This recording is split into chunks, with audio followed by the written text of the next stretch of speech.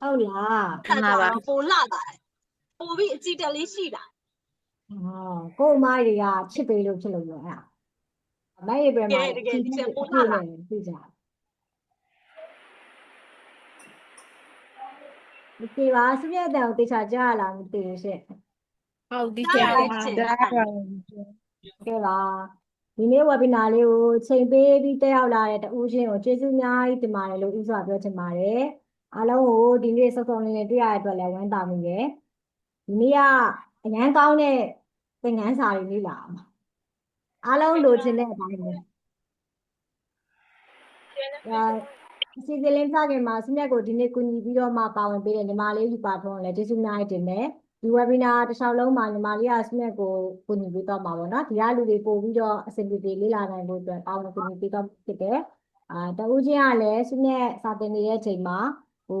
အတန်လေးနည်းနည်းပိတ်ထားပြီးတော့မှမေးခွင့်ရှိတဲ့အချိန်မှာမေးလို့ရပါတယ်သိချင်တာတွေအားလုံးမေးလို့ရပါတယ်လို့နော်ဒီနေ့ webinar မှာစမြတ်က marketing တက်ပြီးတော့မှစိတ်ပညာကိုသုံးချလို့ရတဲ့နည်းတွေပြောပြပါအားလုံးသိချင်လားသိချင်တယ်ဆိုရင်လက်ထောင်ပြီးတော့ yes လို့ဖြစ်မယ်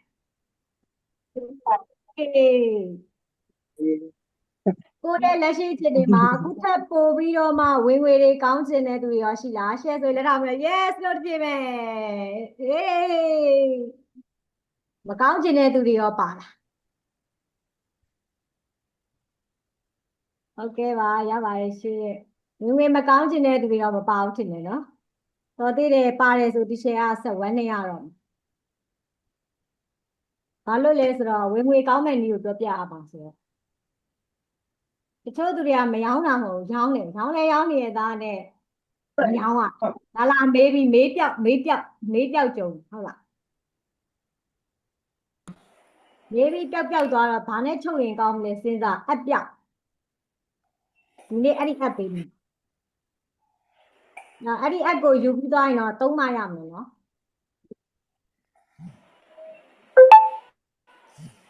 โอเคဒီနေ့စုံလာအတန်လေးကဘယ်ကနေဝင်နေရလဲမသိဘူးတန်လေးတွေတစ်ချက်ပုတ်ထားပါမယ်နာပြီသင်ရင်ပေးထားတာတော့လူရောများတယ်ကြည့်ရတာ marketing နဲ့ပတ်သက်ရင်တော်တော်ကြီးကိုဆုံးလင်းထပ်ပြီးတော့သိချင်ပုံရတယ်တော်တော်များများစင်းလာပြီးတာအများကြီးပဲသူတို့တော့မဆောင်တော့ဘာလို့လဲဆိုတော့ခြေတို့ကနောက်ကျတဲ့လူတွေအတွက်ကအရှိခဲမှာအရန်ကောင်းတဲ့သင်ခန်းစာတွေသူတို့လွတ်သွားပြီးဝမ်းနေရစီနောက်မကြမှာဖြစ်မနှင်းယူလဲလာတယ်မနှင်းယူမင်္ဂလာပါနော်ခင်ကြီးကိုလည်းတွေ့လိုက်တယ်လို့ပဲခင်ကြီးမင်္ဂလာပါအားလုံးမင်္ဂလာပါမင်္ဂလာပါမသေးမင်္ဂလာပါမိတ်ဖြိုးမင်္ဂလာပါနော်မတင်ပါပါမိတ်ရဲ့သမီးတွေအများကြီးပါတဲ့အတွက်ဝမ်းသာပါတယ်အားလုံးကတက်ညီလက်ညီနဲ့ဆုံးလင်းနဲ့ဒီနေ့တွေ့ရတဲ့အတွက်သတင်းကောင်းတွေအများကြီးပါဒီရှင်ဟုတ်ကဲ့ပါမင်္ဂလာပါဒီနေ့ webinar လေးရဲ့နာမည်က Beyond What လို့ပြီးထားတယ် Beyond What ဆိုတာစကားလုံးတွေကိုပါကြော်ပြီးတော့မှနှလုံးသားအထိခြေတို့ချိတ်ဆက်နိုင်တဲ့စကားလုံးတွေရှာပြီးတော့ပြောအောင်ဒီထဲမှာစကားပြောရင်တို့ကအပေါ်ယံပြောအောင်မကြိုက်ဘူးဒုံးတီပဲပြက်တာပဲတိကြကြပဲအဲ့လိုပဲကြိုက်တဲ့လူရှိတာရှိပါတယ်ဒီကျဲသူကကြတော့မဟုတ်ဘူးကိုချစ်လို့ပြောတာလိမ္မာစီချစ်လို့ကိုမလို့ပြောတာဆိုတဲ့လူတွေအဲ့လိုမျိုးတိတက်ကို special ပြောတာဆိုမှကြိုက်တဲ့လူတွေရှိလားရှိပါတယ်ကိုမလို့ဆိုရမျိုးသဘောကျသေချာရဲဒီနေ့ကဒီလူတွေအတွက်ပဲတစ်ချက်တီးတက် special ပေးမှာဘာလို့လဲဆိုတော့ဒီချက် webinar တိုင်းကပြောပြီးသားပြန်မပြောဘူးတီးတက်သေချာ slide ကိုသေချာပြန်ပြင်ပြီးတော့မှအဲ့ဒီနေ့မှာလာတဲ့လူတွေအတွက်ပဲပေးတယ်ဒီလူတွေအတွက် special သေချာပြင်ထားတဲ့တီးတက်အထူးခွင့်လေးလိုချင်တယ်ဟုတ်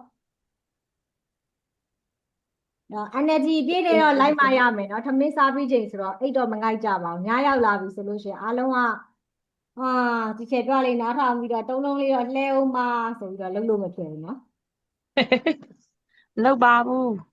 ထိုင်ကုန်လေးမှာထိုင်ပြီးစာအုပ်လေးနဲ့ဘောပင်လေးနဲ့တော့လိုလိမ့်မယ်ဘာလို့လဲဆိုတော့လိုက်မှတ်မှာပါမယ်လက်တွေ့လေးလေ့ကျင့်ရမှာပါโอเคဒီချက်ဒီနေ့အတွက်ဟိုဟာ screen လေး share ပါမယ်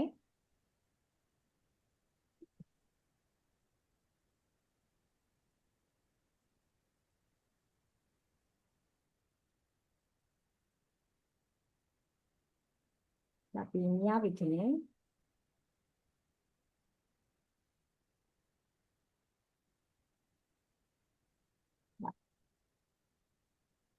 ဆရာအိမ်မှာမဟုတ်ဘူးဒီမှာဆိုတော့ဟိုတယ်မှာကိုယ့်အိမ်မှာတော့မဟုတ်ဘူးတခါတလေ line လေးပါလေးနေရောက်နေတော့ကြာသွားရင်စောက်ပြီးပြန်ဝင်လာခဲ့တယ်နော်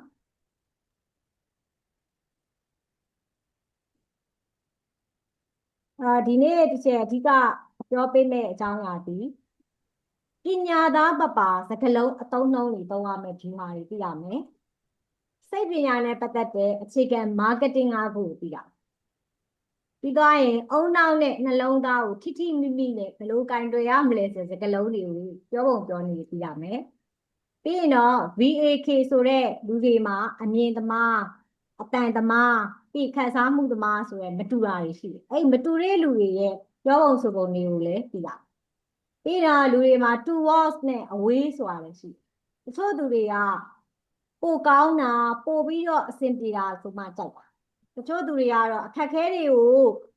ပြေလည်သွားအောင်အခက်ခဲတွေရတယ်လွတ်မြောက်သွားအောင်သူကအဲ့လိုစကားလုံးလေးပါမှကြိုက်တာအဲ့လိုလူတွေရှိတယ်အဲ့ဒါတွေကိုကိုခွဲခွဲခြားခြားနဲ့သိရအောင်လို့ဒီနေ့မှာတစ်ချက်ပြောပြပေးသွားမယ်ဒါဒီသင်ခန်းစာတွေအားလုံးဒီပြောပြမယ့်အကြောင်းအရာတွေအားလုံးကတော့ NLP ရဲ့ပညာရပ်ကိုအခြေခံပြီးတော့မှဆွဲထုတ်ထားတာဖြစ်ပါတယ်အချိန်ပေးတဲ့အတွက်ကျေးဇူးများကြီးတင်တယ်တခုတော့မေးချင်တယ်ဒီ webinar တွေကိုဘာရလက်လေးလိုချင်တာကိုလိုချင်တဲ့ရလက်တစ်ခုတော့ရှိရမယ်အဲ့ရလက်လေးကဘာရလက်လို့ချင် chat မှာရေးကြည့်ပါလက်ရှိမှာ ဘာရလက်လိုချင်တာလက်ရှိမှာငါဒါလုံးလို့မရနေဘူးဒီအခက်ခဲတွေရှိနေတယ်ဆိုတဲ့ဟာမျိုးတစ်ချက်ကြော်လွန်သွားချင်တာပေါ့နော်ရောင်းတာပဲဖြစ်ဖြစ်ဝယ်တာပဲဖြစ်ဖြစ်ရှေ့ဆက်သွားဖို့ပဲဖြစ်ဖြစ်အဲ့ဒါလေးလိုချင်တယ်ဟုတ်မဲပဲအတွက်ဆိုတေချာပေါက်ပြောနိုင်တာမဲပဲလုတ်တင်တာတခုကိုမလုတ်သေးလို့အဲ့ဒီရမရသေးတာဟုတ်တယ်လုံးရမလားမလုံးရဘူးလားခြိတုံချတုံတွေပေါ့နော်အဖက်ဖက်ကခြိတုံချတုံတွေဖြစ်အဲ့လိုတွေဖြစ်โอเคပါမဲပဲအဲ့ဒါလေးလုတ်လိုက်ရင်ရပါမှာသမီးသိ thank you thank you ပါပြောကြည့်ပါဦးချက်မှလည်းရေးလို့ရတယ်နှုတ်ကပြောချင်လည်းရပါတယ်တကပိတ်ထားတာမသိဘူးရှင်ဘလို့စကလုံးတွေနေတဲ့လူတွေကိုတဲ့ခြုံကြီးသိချင်တာပါတဲ့မခင်လေးကโอเคပါ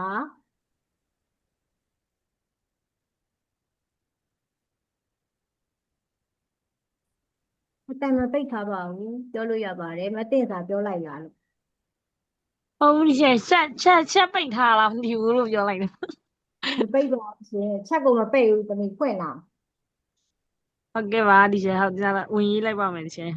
ဟုတ်ကဲ့ပါကျန်တဲ့သူတွေလည်းရေးပြကြည့်ပါအောင်เนาะအဲ့တော့မှချက်ကပေးမဲ့ဟာနဲ့ကြိုက်မကြိုက်ပြရချက်မှရေးလို့အဆင်ပြေတဲ့လူရှိလို့ရှိရင်နှုတ်ကနေပြောလဲရပါတယ်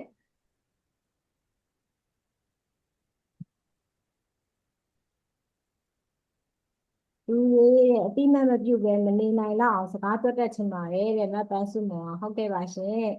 အတိမတ်မပြုတ်ပဲမနေနိုင်တော့အောင်စကားပြောတတ်ချင်ပါတွေ့တယ်ကွာ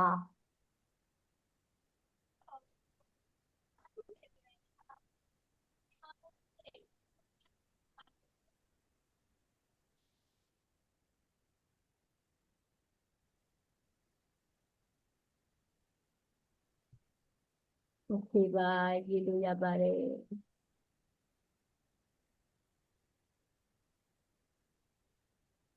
ဟုတ်ကဲ့ချက်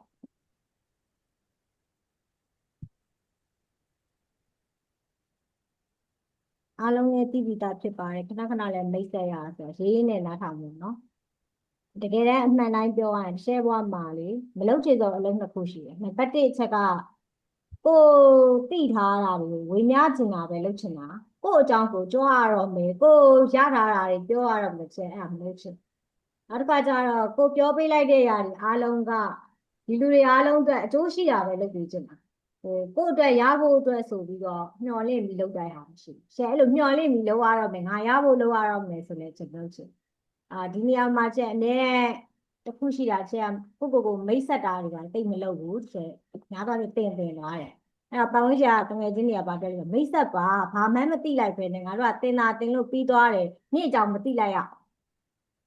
အတက်နိုင်ဆုံးတော့ချက်ရှေ့မှာဗီဒီယိုလေးလေးလုပ်ထားတယ်အားလုံးကြည့်ထားပြီးသားတော့သိတင်သလောက်သိမယ်လို့ထင်တယ်ခဏလေးအဆင်ပြေမယ်ဆိုရင်တော့ခဏလေးတနည်းခံလေးနားထောင်ပြီးပါပေါ့ဆယ်က Certified Master Timeline Therapist ဒီ timeline နဲ့ပတ်သက်တဲ့ပညာရပ်ကိုလည်းလေ့လာထားတယ်။နောက် Hypnotherapist တယောက်လည်းဖြစ်တယ်ပေါ့။နောက် Professional Business Coach တယောက်အနေနဲ့2018နဲ့BBC မြန်မာကနေပြီးတော့မှ Certified Coach တယောက်ဖြစ်ထားတယ်။ဒါတွေအကုန်လုံးကကျဲလေးလာသိမှုလုပ်တော့အဆုံးထိလေးလာခဲ့တာပေါ့။အဲ့တော့ဘွဲတွေများနေတဲ့သဘောပဲ။အဲ့ဒီအမှကျဲအဓိကယူသွတ်တာ NLP လို့ခေါ်တဲ့ပညာရပ်ကိုယူသွတ်တယ်။ဘာကြောင့်လဲဆိုတော့ NLP ကလူတွေရဲ့အတွေးခံစားမှုအပြုအမူစတဲ့ຢာတွေအားလုံးအပြောင်းလဲဖြစ်သွားအောင်ဒီလိုလုပ်ပေးပါဒီပညာရပ်ကိုလေ့လာပြီးသွားပြီဆိုရင်ခုနပြောတဲ့ marketing တွေ sales တွေလူတွေကိုဘယ်လိုမျိုးကိုကပြောရမယ်သူတို့ရဲ့မျက်နှာအပြောင်းလဲအစားကိုသိတယ်စသဖြင့်တစ်ခုရရင်အားလုံးပြီးတယ်သူကဘာနဲ့တူလဲဆိုတော့ဂျိုကာတစ်ချက်လို့အဲ့ဆေးကိုတောက်ထားတယ်ဆိုရင် NLP တက်ထားရဆိုရင်ငယ်တဲ့ငယ်လာမကြည့်တော့အောင်နော်ငယ်တဲ့ငယ်လာဘလောက်ပဲစိတ်ဆင်းရဲစရာတွေလာပါစေခန္ဓာရဲ့အပြည့်နဲ့ကွာဒူပေတာပဲခံအဲ့ဒါ NLP ကိုသင်ယူထားတဲ့သူတွေရဲ့အစွမ်းစားဒီပညာရပ်ကကောင်းလားမကောင်းလားဖြေတော့ဘယ်လိုသိနိုင်လဲဆိုတော့တောက်ကြည့်မှပဲအဲ့တစ်ခွက်လိုပဲတောက်ကြည့်မှသိဒီဆေးလေးကကောင်းတယ်တောက်ပါလို့ပြောရင်မတောက်ကြမတောက်တော့မသိကိုတောက်မှကိုရမှာအဲ့ဆေးကိုတောက်ပြီးသွားပြီဆိုရင်များသောအားဖြင့်လုံးဝလှပြီးတော့ကိုလိုတဲ့အရာတွေအားလုံးကိုပြောနိုင်ဆိုနိုင်ပြီးတော့မှတကယ်ကိုလူကြားထဲမှာထင်ပေါ်ကျော်စောတဲ့လူကြောင့်ဖြစ်လာခုနကပြောတဲ့လူကြီးကိုဗာလဲအတိမတ်မပြုတ်ပဲမနေနိုင်လားအောင်ကိုကစကားပြောတတ်ချင်တော့သိကြတယ် NLP ပဲချဲကိုယ်တိုင်လည်းရင်တော့စကားမပြောတတ်ဘူးမပြောတတ်တဲ့နေရာမှာတော်တော်မပြောတတ်တာ NLP ပြီးရဲ့နောက်ပိုင်းမှာတော့တော်တော်ပြောတတ်တယ်ကိုပြောရင်ကိုနားထောင်ခြင်းလောက်အောင်ဘယ်လိုပြောရမလဲဆိုရင်ကောင်းကောင်းသိသွားဒီချိန်အားကြောင့်မလို့လူတွေအတွက်အလိုအဆုံးပညာရပ်တစ်ခုပေးနိုင်ဖို့အတွက်ဒီဟာကိုပဲအထူးပြုပြီးတော့သင်တယ်အထူးပြုပြီးလေ့လာတယ်တောက်လျှောက်အဲ့မှာလေအများကြီးသင်လို့ရတယ်ဒါပေမဲ့ဒီချိန်အဓိကသင်တာ NLP certification level မှာ practitioner သင်တယ် master practitioner သင်တယ်ပြီးတော့ plan သင်တယ်အဓိကဒီချိန်လုံးနေတဲ့လက်တွေပေါ့နော်နောက်တစ်ခုကတော့စီးပွားရေးလုပ်ငန်းရှင်တွေကို coaching ပေးတယ် consultant ပေးတယ်အခုတော့အိမ်ကအလုပ်ကိုပူပြီးတော့ operation မှာဝင်လုပ်ပြီးဝင်ငွေကောင်းလာတာပေါ့နော်တင်တန်းလဲတင်တယ်အိမ်ကအလုပ်ကလည်းလာထားတယ်ထိုင်မိတနေ့ကိုအဲ့လိုမျိုးလေးကိုကဖြစ်ဘူးလားဒီပုံလေးလို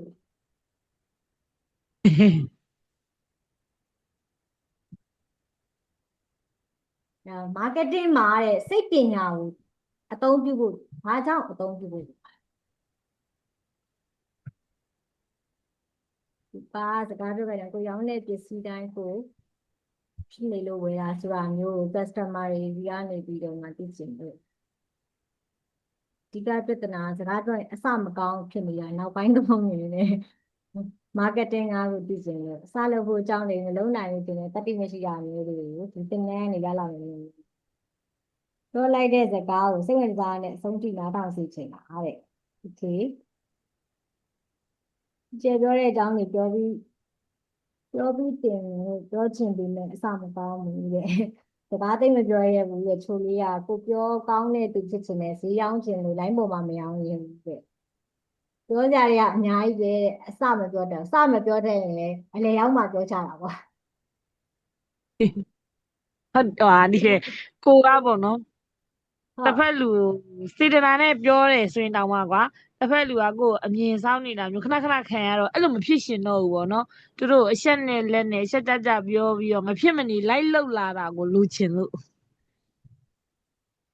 မဖြစ်မနေလိုက်လှုပ်တာလိုချင်တာဟုတ်တယ် NLP မှာစကားတစ်ခုရှိတယ်နားထောင်ကောင်းအောင်မပြောတတ်တဲ့သူပဲရှိတယ်တဲ့နားမထောင်တတ်တဲ့သူမရှိဘူး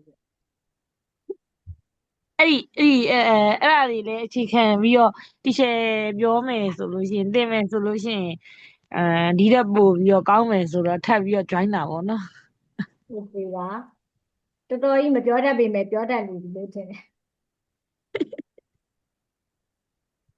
Okay marketing မှာစိတ်ပညာကိုဘာကြောင့်အသုံးပြုဖို့လိုရထင် စိတ်ပညာလေတကယ်တော့လိုအပ်တယ်ဘာလို့လဲဆိုတော့ဝယ်သူကကိုယ်စီလာဖို့အတွက်ဆိုရင်ပုံမှန်ပေါ့ဒီဟာတစ်ထုပ်ဝယ်ရင်တော့1000ပါသုံးထုပ်ဝယ်ရင်တော့2000နဲ့ပေးပါမယ်လို့ရိုးရိုးပြောရောင်းတာထက်စာရင်ဒီကိုယ့်ရဲ့ product ပေါ်မှာပဲဖြစ်ဖြစ်ကိုယ့်ရဲ့ service ပေါ်မှာပဲဖြစ်ဖြစ်ပေါ့နော်စိတ်ဝင်စားမှုတစ်ခုရအောင်လူတွေရဲ့စိတ် pain point ကိုရှာပြီးတော့ကိုယ့်ရဲ့unit selling point ကိုထုတ်ပြနိုင်မယ်ဆိုရင်ဒါတို့ကစိတ်ဝင်စားမှာပဲဥမာကိုလည်းဒီ product ရောင်းနေတယ်တခြားလူလည်းဒီ product ရောင်းနေတယ်ကိုကသူတို့ရဲ့ဟာကိုမဆွဲထုတ်နိုင်ဘူးသိကြတယ်နေ့စဉ်ကအများနဲ့ရှင်ပြိုင်နေရတာလေရှင်ပြိုင်နေရတာဆို marketing မှာဒါကိုကကိုယ့်ရဲ့ဟိုမထုတ်ပြနိုင်တော့ sales ကဖြစ်လာမှာမဟုတ်အဲ့လိုတော့အခုလက်ရှိ April ရဲ့အမြင်ပေါ့နော် market ထဲမှာအဲ့လိုမျိုးရှိနေတာပေါ့ပေးတာတော့ကိုလည်း promotion ပေးနိုင်လို့ကိုလည်းလက်ဆောင်ပေးနိုင်လို့တခြားလူကလည်းပေးနိုင်တယ်ကွာသိလားကိုလိုပဲသူများလည်း service ပေးနိုင်တယ်ဆိုကြပါစို့ April စီက9000မို့မှလို့3သိန်းမို့မှလို့delivery ရန်ကုန်အတွင်း free ပေါ့နော်ဒါမှမဟုတ် monthly free လို့ပြောလိုက်တခြားသူလည်းပေးနိုင်သိလားအဲ့ဒါမဲ့အဲ့ဒါကိုကပို့ပြီးစိတ်ဝင်စားအောင်ပို့ပြီးတော့ကိုပစ္စည်းကိုလိုချင်လာအောင်ပြောဖို့ကဒါစိတ်ပညာလိုအပ်တာပေါ့နော်။ဘာဖြစ်လဲဆိုတော့ sale closing ဖြစ်ဖို့လည်းဒါချက်ပေါက်မှာဈေးမေးပြီးပြန်သွားကြတာ။အဲ့လိုမျိုးအကြောင်းတစ်ခုမဟုတ်တစ်ခုနဲ့ပြန်လဲပြေးကြတာပေါ့နော်။အဲ့လိုမျိုးတွေဖြစ်။ဟုတ်ကဲ့ပါ။ဟုတ်ကဲ့ပါကျေးဇူးများတင်ပါတယ်ခုလိုမျှဝေပေးတာတခြားသူတွေရောဘယ်သူမျှဝေပေးခြင်းတွေလဲ marketing မှာစိတ်ပညာဘာကြောင့်လဲရတယ်လဲရဲဝံ့ဝံ့ပြောလို့ရတယ်ဒီရှင်းရတာတူတူပဲပြောပါမိုက်ပြောပါရှင့် ဒီချက်မင်္ဂလာပါမတွေ့ရကြပြီဒီချက် ဟုတ်မတွေ့ရကြဘူး ဟုတ်ကဲ့ဒီချက်ဒီတစ်ခေါက်တုန်းကဒီ webinar တစ်ခုမှ join လိုက်တယ်လေအဲ့တုန်းကဒီချက်ရှင်းပြလိုက်တယ်လူတွေကအမြင်ရဲ့အကြားရဲ့ပေါ့နော်သူတို့ကစိတ်ခံစားချက်ရဲ့ပေါ့အဲ့ဒီ၃ချက်ကိုလက်တွေ့သုံးဖြစ်တယ်ပေါ့နော်ဒီချက်marketing သွားတဲ့အချိန်မှာရင်တော့ဆိုရင်ကိုကအဲ့ဒီဥစ္စာမသိတဲ့ခါကျတော့ကိုကရောင်းကျင်တာပဲသိတာပေါ့နော်တစ်ဖက်ကကိုရောင်းမဲ့ကိုရဲ့ customer ရဲ့အတိုင်းကိုကမသိဘူးသူကဘယ်လိုလူလဲဆိုတော့ကိုမသိတဲ့ခါကျတော့တချို့အရာတွေဆိုရင် sale close ဖြစ်ဖို့အတွက်ကိုနည်းနည်းခက်ခဲတဲ့အရာရှိခဲ့တယ်ပေါ့နော်ဒါပေမဲ့ဒီချက်ပြောလိုက်တဲ့အဲ့ဒီချက်တွေသိသွားတဲ့အချိန်မှာရောင်းရတာတော်တော်လေးအဆင်ပြေလာတယ်တော်တော်လေးအဆင်ပြေလာတယ်ဘာလို့လူတွေဆိုတာကဒီချက်ပြောလို့ပဲပေါ့နော်သူတို့ကဒီ type 3မျိုးကနေပြီးကွဲထွက်တာမရှိဘူးပေါ့အဲ့တော့သူပြောတဲ့ဟာကိုနားထောင်ပြီးတော့ तू ကဘယ်လိုလူမျိုးလဲငါဘယ်အချိန်မှာထားပါတော့ဒီတမီးတို့ဆိုလို့ရှိရင် software ဖြစ်တဲ့ခါကျတော့အဓိကတော့သူတို့ product ကြီးကိုချပြလို့မရဘူးချပြလို့မရဘူးသူတို့ကဒီလူကကိုပြောနေတဲ့အကြောင်းအရာ तू နားထောင်နေရဲ့လားतू က software ဘယ်အချိန်မှာကြည့်ကျင်နေပြီလဲသူ့ရဲ့ဒီတန်ဖိုးကဘယ်လောက်ဖြစ်နေပြီလဲဆိုတော့ကိုက share ပြောသလိုပဲသူ့ရဲ့စကားလုံးတွေသူ့ရဲ့ဒီမူရာတွေကြည့်ပြီးတော့မှကိုကဆုံးဖြတ်ပြီးတော့ okay ဘယ်ချိန်မှာတော့ငါ software ကိုပြရမယ်ဘယ်ချိန်မှာတော့ငါဘာလုပ်ရမလဲဆိုတော့သိသွားတယ်အဲအကြောင်းကိုလည်းဒီနေ့အမနဲ့ပြီးတော့ချက်စမြရဲ့မမနာရှိရဲဆိုတော့ပို့လာတယ်အရင်စိတ်ဝင်စားကြည့်ကြည့် join တာ okay အရင်လိုပါတယ်ဒီချက် marketing မှာဟုတ်ကဲ့ပါဟုတ်တယ် marketing မှာစိတ်ပညာတော်တော်လို့ခြေတို့မရောရတဲ့အဓိကပြဿနာမပြောရတဲ့အဓိကပြဿနာတွေကစိတ်ပညာကိုမသိသေးလို့ဖြစ်နေရစိတ်ပညာကိုသိသွားပြီဆိုတဲ့နေရာလူတွေအကြောင်းကောင်းကောင်းသိသွားအဲ့တော့ကိုဘာရောင်းဘသူနဲ့ပဲပြောကောင်းကောင်းနားလေစိတ်ပညာလို့ပြောတဲ့ကဟိုငယ်ငယ်တုန်းကတို့တွေလေကြီးကန်းကြီးဘာကြောင့်မဲရလဲပြောတာမဟုတ်ဘူးနော်ကြီးကန်းကြီးဘာကြောင့်မဲရလဲကစမယ်ဆိုရင်တော့အဲ့စိတ်ပညာတော်တော်လေးလာရတယ်ခက်တဲ့စိတ်ပညာကိုလေ့လာမယ်ဆိုရင်တော့ကိုယ့်အတွက်တော်တော်ကြီးကို sale closing လုပ်တာတွေလူပေါ်လူကြောအောင်လူရည်လေအောင်လုပ်ရတာတွေလွယ်လာဒီဘက်ခေတ်မှာ NLP ကလူတော်များများကြားဘူးလားဗျဟိုအရင်ခြေတို့လေ့လာတော့ကဆိုရင် NLP ကတိတ်မကြားဘူးတော့ဘာကြီးလဲပေါ့ကိုလည်းပြောရခက်တယ်မသိလို့ရှိရင်ဘာသာအယူလက်မှတ်ရတာလို့ပဲကိုကထူးနေတာလေကိုပြောရင်နားမလဲတာNLP ကအခုကျလူတိုင်းလိုဒါကိုသိလားဒါကိုတတ်ထားပြီဆိုတော်တော်ကြီးကိုလူတွေကလည်းအထင်ကြီးတယ်ဘာလို့လဲဆိုတော့ဒီပညာရဲ့ဈေးရတယ်မသေးဘူးလीနော်မသေးဘူးဆိုတော့ကြီးရယ် ပညာရဲ့တန်ဖိုးအားလုံးသိကြတဲ့အတိုင်းပဲဈေးမပေါ်ဘူးပြီးတော့ဈေးတအားကြီးတယ်ပြီးတော့အင်္ဂလိပ်လိုလေ့လာရတာတွေပါတယ်နောက်လက်တွေ့လုပ်ရတဲ့ technique တွေလည်းပါတယ်တကယ်ကိုယ်တိုင်ကလိုလိုလားလားနဲ့သင်ယူခြင်းစိတ်ရှိမှအဲ့ NLP ကိုလေ့လာတဲ့အခါမှာကိုယ်တည်းကို install လုပ်မှန်းသိလို့ပါတကယ်လို့များတခြားတစ်ယောက်ကနင်းသွားတက်ပါအဲ့ဒါနင်းအတွက်ကြိုက်တယ်လို့ပြောကြည့်လာတာတက်တယ်သူက install မလုပ်တော့ပြန်လာသွားတယ်အဲ့ဒါသူ့အတွက်မဟုတ်သူများကိုပြောင်းပေးဖို့လာတက်သူ့အတွက်သူလာတက်တာမဟုတ်တေချာတာက NLP ကကိုယ့်အတွက်ကိုလာတက်အကုန်ယူသွားတေချာတော့အများကြီးကျိုးရှိတယ်ကျဲတို့လည်း NLP နဲ့ပြောင်းနေကြတာဒါကြောင့်အရန်ကြိုက်တယ်ကျဲတော်ရင်လက်ခံတဲ့လူတွေမပါဘူး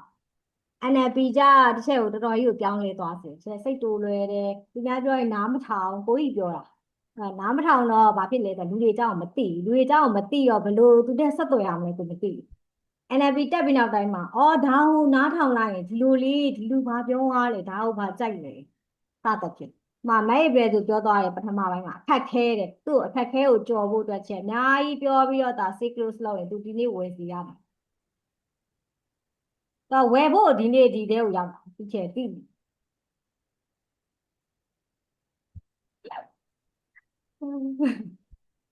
ကင်မရာပိတ်သွားမှဆိုလို့ပြန်ဖွင့်အောင်လုပ်လိုက် အဓိကအဲ့ဒီစကားပြောစကေးပဲဘယ်လိုမှမပြောတတ်ဘူးသူများကို အဲ့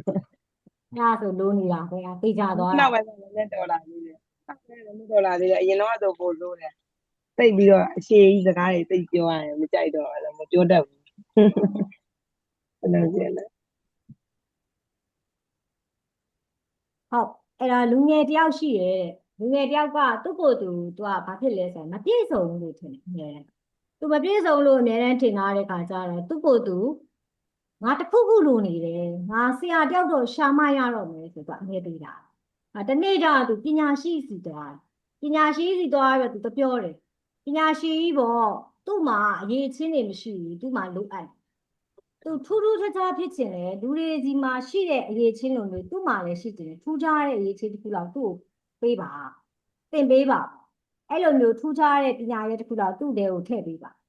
သူလေ့လာပါမယ်ချိန်လဲပေးပါမယ်ပညာရှိလို့ပြောတယ်ပညာရှိကဘာလုပ်လဲသူပြုံးပြီးစာကြည့်ပြီးတော့ရွှေရင်းဟောင်းတစ်ခုရှိတယ်အဲ့ရွှေရင်းဟောင်းကိုလိုက်ခဲတယ်ခေါ်သွားလဲသွားပြီးတော့သူ့ကိုဘာလုပ်ခိုင်းလဲဒုခိုင်းဒီနေရာမှာတဲ့အရင်တော့ရွှေတအားထွက်ခဲ့တာရွှေတွေအများကြီးထွက်ခဲ့တာတဲ့မင်းတူတဲ့ရွှေတွေအများကြီးထွက်လာလိမ့်ပညာရှိကဒုခိုင်းအဲ့တော့ तू ကโอเคပညာရှိပြောတာဒါဆိုကျွန်တော်အရေးချင်းထွက်လာမှာကျွန်တော်တူးမယ်ဆိုပြီးစတယ်တူးရင်နဲ့အလေတော့ရောက်လာလဲရွှေရမထွက်လာဘူးတအားကို5 ရက်ကြာရွှေရသူဒီလောက်တူးနေပြီရွှေမထွက်လာအဲ့ပညာရှိပြောတာမောလာပြီပြင်ဒါရမ်းတဲ့အချိန်တွေပေးပြီးသွားပြီကျွန်တော်တော်တော့မယ်လေရက်တော့ပညာရှိရပဲလေမရဘူးဖတ်တူဒီအရာကမင်းတူးပါထွက်လာလိမ့်မယ်သိကြပါဆက်တူးအဲ့လိုနဲ့ तू ကလက်လျှော့မယ်လှုပ်လိုက်ပညာရှိကဆက်တူးခိုင်းလိုက်လက်လျှော့မယ်လှုပ်လိုက်ဆက်တူးခိုင်းလိုက်နေတော်တော်ကြီးကြာသွားအဲ့မှာလူအများနေပြီးတော့ဟာဒီလက်ရတိတ်လာတာပဲအရင်အသက်ဝင်တာပဲတဲ့ဒီလက်ရတအားချီကျူးခြင်းကိုခံရတဲ့ဘဝဆရာတယောက်ရှိတယ်အဲ့ဒီဘဝဆရာကနေပြီးတော့သူထုထားတဲ့အရာနဲ့ပတ်သက်လူကအရင်ချီကျူးတော့တိုင်းပြည်မှာရှိတဲ့ဘယင်ကကြားတော့အဲ့ဘေးကနေပြီးတော့အဲ့ဘဝဆရာခေါ်ခဲ့သူ့ကိုငါဘဝထုခိုင်းကြရှိအရန်ကိုထူးချွန်ပြောင်မြောက်တဲ့ဘဝဆရာဖြစ်တဲ့အတွက်သူ့စီမှာငါလိုချင်တဲ့အရေးချင်းတွေရှိနေသွားခေါ်နေအဲ့မှာမှုမှတ်တရားတွေသွားခေါ်တယ်ဘဝဆရာကြီးအဲ့တော့ဘယင်ကသူခေါ်လာတဲ့ခါမှာမင်းကဘဝဆရာလို့ပြောတော့အရန်တော်ရလို့ပြောတယ်တော့ဒီမှာမင်းစိန်တလုံးအဲ့စိန်ကိုငါ့ကိုထုပြီးဘယင်ပေးလိုက်တဲ့စိန်ကတန်ဖိုးကလည်းကြီးလှအောင်လည်းထုရမယ်ဘာလို့ဆရာတေချာကြည့်လိုက်ဒီစိန်လုံးကိုကြည့်လိုက်ဒီစိန်လုံးကတမန်ကြောက်တုံးလည်းမဟုတ်ဘူးငါဘယ်လိုထုရမလဲဒီစိန်လုံးကြီးကတန်ဖိုးလည်းရှိတယ်ဘယင်ကလည်းခိုင်းတာဖြစ်တယ်ဘယင်ခိုင်းတဲ့ဟာဆိုတော့သူများနဲ့မတူမှလည်းဖြစ်မှာအဲ့တော့ဘဝဆရာရပ်ပေါင်းများဆိုတော့သူအဲ့စိန်လုံးကိုဟိုဘက်ကကြည့်လိုက်ဒီဘက်ကကြည့်လိုက်နဲ့သူကြည့်တဖြည်းဖြည်းနဲ့သူ့စိတ်ထဲမှာဒီ ဒီကြောက်တုံးကစိန်တုံးဖြစ်တဲ့အတွက်မိဘကိုလှုပ်ကြွေးနေတဲ့သားတစ်ယောက်ကသူအလုံးမရှိကံမရှိဖြစ်တဲ့ခါကျတော့အလုံးလုံးပဲဆိုပြီးတော့အနောက်ဘက်ကိုသူခီးထွက်ခီးသွားနေရင်လမ်းရောက်တော့ရေစာတော့သူကရေဝင်တောင်းတောက်တဲ့အိမ်လှမ်းပြီးတော့ဝင်တော့အဲ့အိမ်ထဲမှာအဖိုးအိုတယောက်ရှိအဲ့ဒီဖိုးကဘာလုပ်နေလဲဆိုတော့ဗဘဲအလုပ်လုပ်တယ်တန်လေးကိုသူကမီးဖို့တယ်ကောင်လေးကဝင်သွားပြီးတော့အဖိုးကျွန်တော်လေးရေစာလို့ပါကျွန်တော်ရေလေးတစ်ခွက်လောက်တိုက်ပါလို့ပြောတော့ဖိုးကသူ့ကိုလှမ်းကြည့်တယ်သူ့လုံးလေးကြမီးဖို့တယ်လို့ကိုပဲသူဆက်လုပ်ဟောင်းတော့နှိမ်ပြတယ်သူလုံနေတဲ့မီးဖို့တယ်လို့ပဲဆက်လုပ်အဲ့နေသူကထပ်ပြီးတော့အဖိုးကျွန်တော်ရေစာလို့ကျွန်တော်ရေတိုက်ပါဆိုခေါင်းတော့နှိမ်ပြတယ်သူသူလုံနေတယ်လို့ခဏနေကြတော့မှအဖိုးကြီးကသူအဲ့ဒီလုံနေတယ်လို့ရက်ပြီးနောက်ဖေးတဲ့ကိုဝင်သွားပြီးတော့ရေတစ်ခွက်ခတ်လာပြီးတော့ကောင်းလေးကိုငင်းပြောတာကိုငါကြားတယ်တဲ့ဘာဖြစ်လို့ငါမင်းကိုချက်ချင်းရေမခတ်ပေးလဲဆိုတော့တဲ့ဒီလိုမီးနဲ့လုပ်ပြီးတော့တူနေရတဲ့ဒီကံများတွေကတစ်ချိန်တည်းမှာပဲလုပ်ရတာရက်လိုက်လို့မရငါရက်လိုက်မယ်ဆိုရင်လိုချင်တဲ့ပုံမရတော့ပဲနဲ့ဒီဟာတွေကငါအတွက်ဆုံးရှုံးမှုဖြစ်သွားတာအချိန်နဲ့ပတ်သက်ရင်ဒီနေရာမှာတစ်ချိန်နဲ့ငါဒီလောက်လုံးမရအဲ့အတွက်မင်းကငါခေါင်းငိမ့်ပြပြီးခဏစောက်ခိုင်းတာရေမတိုက်ချင်လို့မဟုတ်အဲ့တော့ရေတိုက်ပြီးတော့မေးဘာလာလောက်တာဘယ်သွားမလို့ကျွန်တော်ကတဲ့အလုံးလုံးမလို့အတွက်အလုံးလုံးဖို့အနောက်ရက်ကိုသွားမိတယ်အဲ့တော့အဖိုးကဒီမှာတယောက်သေးလာတဲ့ကောင်းလေးရတယ်အေးတဲ့ငါတယောက်သေးတဲ့ကျွန်တော်အဖိုးစီမှာအလုံးလုံးချင်တယ်တဲ့အလုံးပေးပါလားတဲ့ငါမင်းကိုလာစာမပေးနိုင်ဘူးနော်တဲ့ဒါပါလေတဲ့ကျွန်တော်ဒီပညာလေးပဲသင်ပေးပါကောင်းလေးကဒီပညာလေးပဲသင်ပေးပါအဖိုးစီမှာကျွန်တော်တက်မြောက်တဲ့အထိလုပ်ပါမယ်အဖိုးကိုလုပ်ပေးပါအဲ့တော့အဖိုးကသင်ပေးတယ်သူကိုတင်းနဲ့ကောင်းလေးကတေချာလဲတင်ယူပဲပြီးတော့အဲ့ဒီလုပ်ကိုလည်းတေချာလုံရင်းနဲ့အဖိုးကြီးထက်ပိုပြီးတော့ထူးချွန်ပိုပြီးတော့လက်ရလည်းကောင်းတဲ့အခါမှာဈေးလဲရတယ်ရောင်းလဲရောင်းရတယ်အဲ့တော့အဖိုးကြီးကလည်းပတ်စံရဒီနေ့ကျတော့သူအလုပ်ကလည်းတော်တော်ကြီးကိုဖြစ်လာပြီသူလည်းတော်တော်ကျွမ်းကျင်လာပြီဆိုတော့အဖိုးကိုပြောတယ်အဖိုးကိုကျွန်တော်ပြန်တော့မယ်ကျွန်တော်ရွာကျွန်တော်အမေကိုလှုပ်ကြွေးဖို့အတွက်ကျွန်တော်ရွာမှာဒီလုပ်ငန်းကိုပြန်ပြီးတော့လုပ်တော့မယ်အဲ့တော့အဖိုးကလည်းခွင့်ပြုလိုက်တယ်ဒီကိုစကားတစ်ခုတော့ငါလက်ဆောင်ပေးလိုက်ဒီကိုငါစကားတစ်ခုလက်ဆောင်ပေးလိုက်အားလုံးကိုဒီနေ့ဝဘီနာဖြစ်တဲ့ Beyond Work ကနေကြိုဆိုတယ်ကျတို့ဒီနေ့ဆက်ပြီးတော့ marketing မှာစိတ်ပညာကိုအသုံးချဖို့အရေးကြီးတဲ့အကြောင်းကိုဆက်ပြောကြ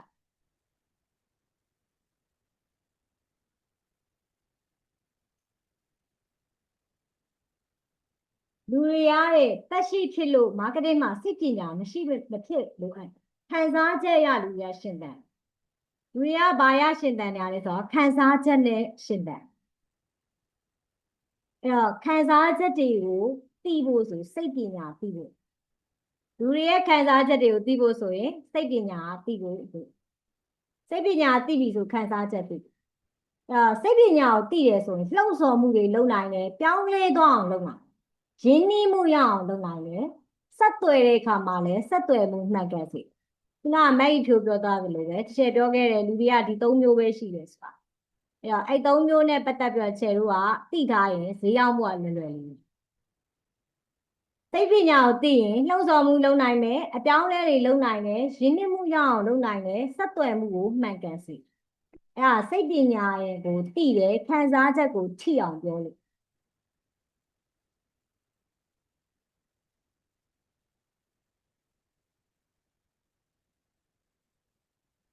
အဲ့တော့ဒီနေ့ကတစ်ချက် NLP ကိုအခြေခံပြီးတော့မှ marketing news တွေကိုညှောက်ဒီချက်အနေနဲ့ရလူတွေကိုတခုမေးကြည့်မယ်ကိုယ်တိုင်ဝယ်ခဲ့ဘူးတဲ့ကိုယ့်အတွက်ကိုယ်တိုင်ဝယ်ခဲ့ဘူးတဲ့တခုခုကိုစဉ်းစားကြည့်မယ်နော်ကိုဝယ်ဘူးတဲ့ຢာလေးတခုခုကိုစပြီးစဉ်းစားကြည့်မယ် ကိုလိုချင်တဲ့အရာတစ်ခုကိုဝယ်ခဲ့တဲ့အချိန်မှာကိုယ့်ရဲ့ခံစားချက်ကဘာခံစားချက်နဲ့ကိုယ်ဝယ်မိတာ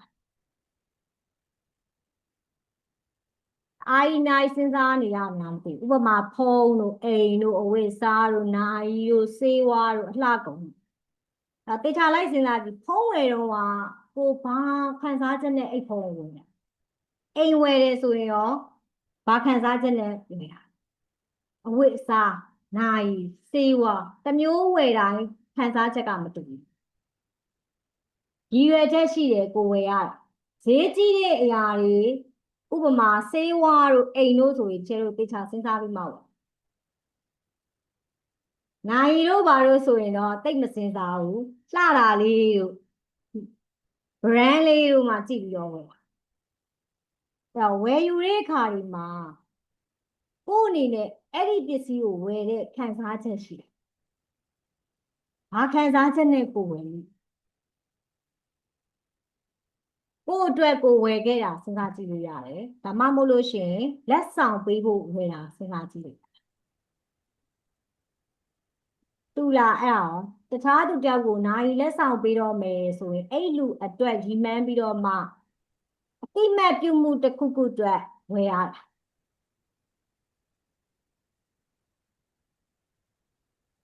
စဉ်းစားကြည့်နော်လက်ဆောင်ပေးတဲ့အတွက်လက်ဆောင်ရဲ့တန်ဖိုးကိုပေးမဲ့လူပေါ်မူတည်ပြီးတော့ခြေလို့စဉ်းစားပြီးဝယ်လေးရှိတယ်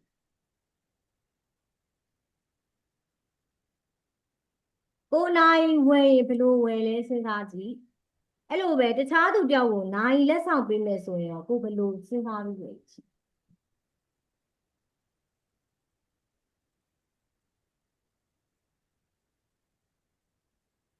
တယောက်လောက် sharing လုပ်ကြည့်ပါလားသူပြောပြပေးမယ်ဒါနဲ့ပတ်သက်ပြီး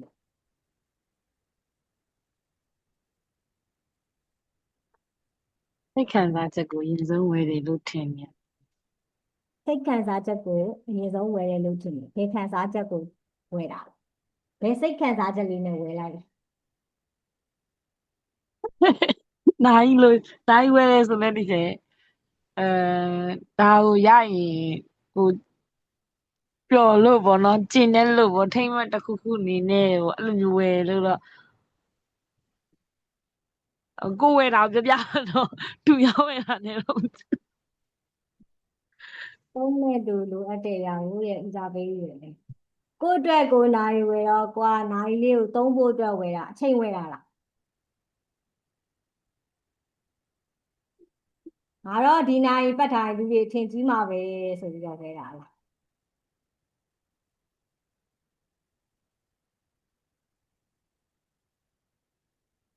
ဟိုရင်တော့ဆဲငယ်တော့နိုင်ဖြစ်လေနော်နိုင်ပတ်တယ်ဆိုချိန်တိကြတာအချိန်ကိုတန်ဖိုးထားတာဆိုနိုင်ရပတ်ဒီနေ့ခေတ်ကျဖုန်းနဲ့ကြည့်တဲ့ခေတ်ရောက်တော့နိုင်ရတိတ်မပတ်ကြ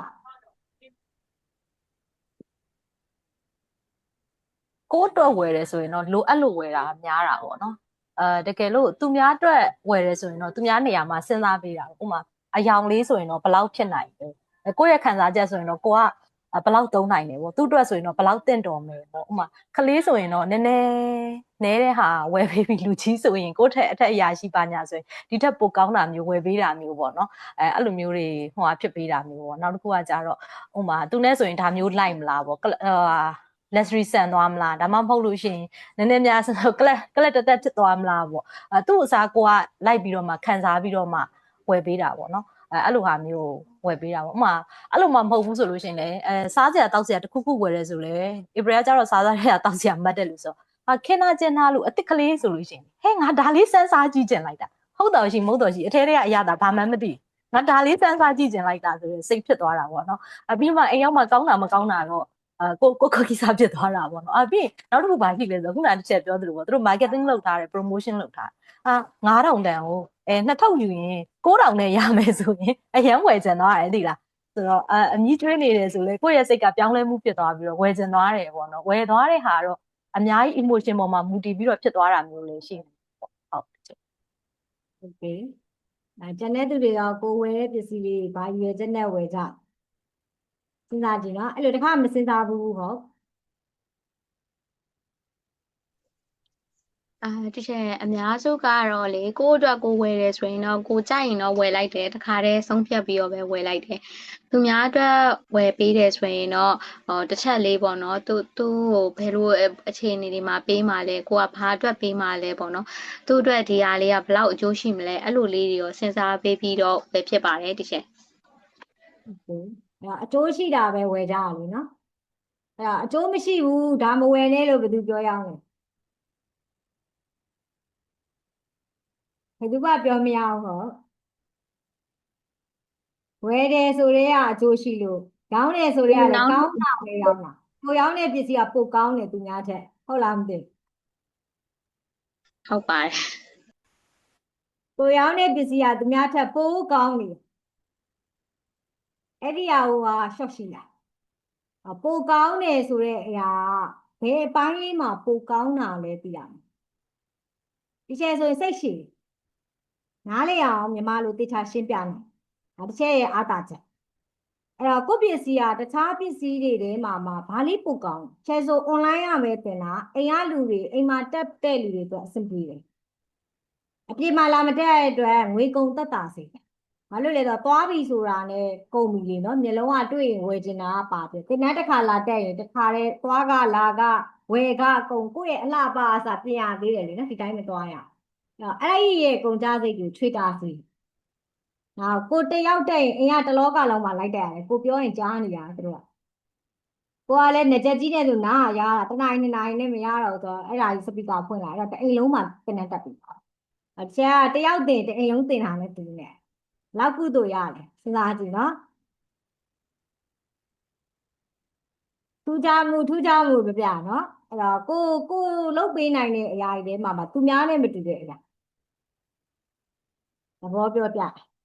အားလုံးသဘောတူလိမ့်မယ်လို့ပြန်တစ်ချက်ပြောလိုက်တဲ့စကားမှာအပြင်သွားလာတာတဲ့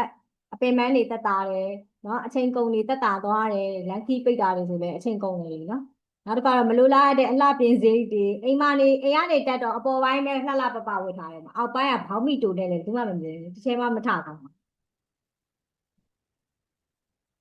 ဒီမချိုးထားလည်းမသိဘူးကျတို့အနက်မလားအဲ့ဒီအကုန်လုံးကအများကြီးကုန်ကြစိတ်ကိုတက်တာသွားစေတယ်ဒါထူးခြားမှုကိုယ့်ရဲ့ထုတ်ကုန်ကိုယ့်ပစ္စည်းကတခြားသူတွေနဲ့မတူတဲ့ဘာလေးကိုကပို့ပြီးတော့လုပ်ပေးထားတာ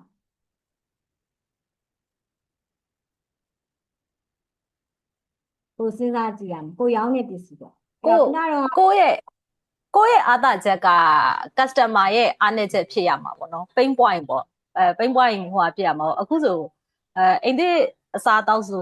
Ibret အစားတောက်ဆိုရင်ဘာဟိုလုပ်လဲဆိုတော့တော်တော်များများမွေးငါစားခြင်းတယ်ကိုလိုသူလိုလူတွေရွယ်သွေးတိုးတယ်မွေးငါစားပြီးသွေးတိုးတာပြဿနာဘယ်နာမည်ကြီးဆိုင်မှာပဲသွားစားတိုးတာဆိုတော့1000နာမည်စား9000နာမည်စားတိုးတယ်ဆိုတော့ငါသွေးမတိုးအောင်ဘယ်လိုလုပ်မလဲပေါ့နော်အဲ့တော့သွေးမတိုးစားပြီးရင်သွေးမတိုးဘူးဆိုတာလေဒါလူတိုင်းသွေးတိုးတဲ့လူ10ယောက်ကိုစမ်းသပ်ပြီးမှပဲဒီအဖြေပေါ်မှာမတူဘူးဒါပေမဲ့ခုနတစ်ချက်ပြောသလိုပဲကိုယ့်ရဲ့ product ကတော့100ရှိရင်100လုံးကြိုက်မှာမဟုတ်ဝေဖန်တဲ့လူလာမယ်မကြိုက်တဲ့လူလာမယ်ဘာလို့လဲဆိုတော့မြန်မာနိုင်ငံမှာတော့မွေးငါးပေါင်းက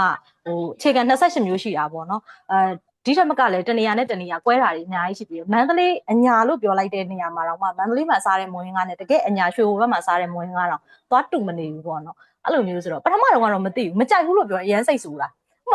ဒီချေတို့ကိုကြွေးရတယ်ဆိုအရန်ပြောတယ်ဒီချေစားဟဲမိတ်ဘရဲချက်တာအရန်ကောင်းတာပဲဆိုပီတိတွေဖျားနေတယ်လားဟိုချက်လားပြောတယ်ပေါ့နော်တယောက်ကပြောလိုက်ဟဲငါတို့အကြိုက်နဲ့မတူဘူးဆိုလို့စိတ်မကောင်းနေဖြစ်နောက်ကြတော့မှဒါကိုသိလာတာပေါ့နော်သူတို့နဲ့ငါတို့နဲ့အကြိုက်မတူနိုင်ဘူးပြီးပြီဆိုရင်သူတို့ရဲ့ pain point လေးတွေပေါ့နော်သူတို့ရဲ့ pain point ကကိုယ့်ရဲ့ဟိုလေးဖြစ်လာတာပေါ့နော်အဲ့လိုဟာမျိုးလေးဖြစ်လာတယ်ပြီးရင်အချုံမုတ်မစားကျင်တဲ့လူဆိုလို့ရှိရင်ဒါအချုံမုတ်မပါဘူးဟဲ့သူငွေငါစားပြီးဇာကြောမတက်ဘူးတော့ဆိုတဲ့ဟာမျိုးလေးတွေလိုချင်လာတာပေါ့နော်အဲ့လိုဟာမျိုးဆိုအဲ့ဒီ customer အုပ်စုအဲ့ persona အုပ်စုကိုပဲရှာပြီးတော့မှရောင်းတော့တာပေါ့နော်အဲ့လိုလူတွေကပဲကိုယ့်စီကိုတော်တော်များများလာကြတော့တယ်ပေါ့နော်အဲ့လိုမျိုးလေးဟိုဟာဖြစ်တာပါကိုယ့်ရဲ့ဟာကိုလည်းဆွဲထုတ်ကြတယ်သူတို့ရဲ့ကိုယ့်ရဲ့အားသာချက်ကိုဆွဲထုတ်ကြတယ်သူတို့ရဲ့အားနည်းချက်ကိုလည်းဆွဲထုတ်ကြတာပေါ့အဲ့နှစ်ခုကိုချိန်ပေးလိုက်တော့မှပဲအယောင်ဖြစ်သွားတယ်လို့ထင်တယ်ရှင်ဟုတ်ပါတယ်ဟုတ်တယ်ဒီလိုပဲအချုပ်သမားတွေဒီမှာအထည်ချုပ်သမားတွေပါတယ်ကိုအချုပ်နေတယ်ကိုရဲ့ထုတ်ကုန်နဲ့ပတ်သက်ပြီးတော့ကိုကအချုပ်တဲ့လူတွေဆိုတာတယောက်လာမှတစ်ခါချုပ်ရတယ်နော်ပြီးတော့ line ပေါ်မှာကြော်ညာဖို့ကဘယ်လိုကြော်ညာရမှာလဲဆိုတာမျိုးရှိ ပေဒါပေါက်ကိုစီကိုမှလာချုပ်လောက်အောင်ဟိုကချုပ်ရိုးချုပ်သားမြန်မြန်ဆက်ဆန်ကအဲ့ဒီချုပ်တဲ့လူတွေအကုန်လုံးကကိုနဲ့ကွက်တိကြပြီးတော့မြန်မြန်ဆက်ဆန်လို့ကျင်တာသူတို့ဝလာတယ်ဒီအင်းညာတော်အောင်ပိန်သွားရင်ဒီအင်းညာတော်အောင်အဲ့လိုလူမျိုးတွေနောက်တော့အပြင်အင်းဒီလာချုပ်တဲ့လူတွေကအဲ့လိုလူတွေဟုတ်လားမသိကျဲဆိုအရင်မြန်မြန်လို့ကျင်တာပဲမဆောင်ကျင်တယ်ဖြစ်တိုင်းအခုတော့အဲ့အခုချက်ချင်းအမရပြီဆိုပေးလိုက်တာမျိုးလို့ကျင်တာချုပ်ပေးရတချို့အဲ့ထဲတွေကကြတော့အမကထားထားခဲ့ဆိုတစ်လား9သတင်းမလားတော့ချက်2ယောက်လောက်ရှိရဲ့ချက်တော့ချုပ်မလားအမတို့အိတ်ပိတ်စအမဝစ်လိုက်တော့တမီးကိုမပေးနဲ့တမီးရဲ့အမကတော့ဘယ်တော့မှမချုပ်တော့ခါတဲ့အပီပြောနည်းနည်းများသွားဒီနှစ်ကူကချုပ်နောက်2ယောက်သွားရဲဆိုတော့များသွားအဲ့ဒါစိတ်ကတူတော့အဲ့လိုပြောခဲ့တယ်ပြီးတော့နောက်တစ်ခါလည်းကိုတော့မချုပ်တော့နောက်တစ်ယောက်ရှာတော့တိကျဖို့တော့လူအချုပ်သမားတွေကများသောအားဖြင့်တစ်ပတ်ဆိုတစ်ပတ်အတွင်းဖြစ်ရမှာအဲ့ထက်စောရင်လူကကြိုက်တယ်စောရတယ်ဒီအချုပ်တွေဟာချုပ်ရိုးချုပ်သားကောင်းတယ်မပြဲတော့တခါဝစ်တိုင်းဖျဲယူရတယ်ငါမှာများသောအားဖြင့်ချုပ်ရိုးကပြည်သွားကျဲသီးတွေပြုတ်သွားဒါမျိုးတွေအဲ့ကိုယ့်ရဲ့အာသာချက်နဲ့ကွာအဓိကပြောဖို့ကိုယ့်ရဲ့အင်ကြီးချုပ်ရလက်ရလေးကြီးတိကျဖို့များသောအားဖြင့်တချို့ချုပ်တဲ့လူရှိသေးတယ်အကြောင်းမတူတာကျတော့အယောင်တူမအဆင်ပြေပါလေနော်အဖြူချုပ်ပါတယ်ဆိုအမဲကြီးနဲ့အောက်ကချုပ်ရိုးအောက်ချုပ်ရိုးရပါလားတော်တော်ကြီးအဆင်မပြေအဲ့ဒါတွေကဒါဖြစ်လေရှိတဲ့အချုပ်ထဲတွေမှာကြုံရတဲ့ခြေတို့ရဲ့အခက်အခဲ customer တယောက်နေလဲဒီကျဆိုအဲ့ဒါမျိုးတွေဆိုရင်တော်တော်ကြီးကိုစိတ်ညစ်ရတယ်ဝက်ခံလေးကြမှာလူရောလေးသွားမလဲဆိုဈေးကြီးလေးပေးရသေးတယ်အဆင်မပြေဈေးကြီးရအောင်လူကမကြောက်ဈေးကြီးရအောင်ကြောက်လားမကြောက်ဘူးနော်ကောင်းတာပဲလို့ကျင်တာဈေးကြီးတာကိုလူတွေမကြောက်ပေးရတာနဲ့တန်လောက်အောင်ကိုပေးတယ်ဆိုလူရောက်ပဲကိုယ့်ရဲ့ထုတ်ကုန်ကပေးရတာနဲ့တန်လောက်လာကိုဘာ service တွေလိုက်လုပ်ပေးအဲ့ဒါအရေးကြီးတယ်ဆက်သွားကြည့်မယ်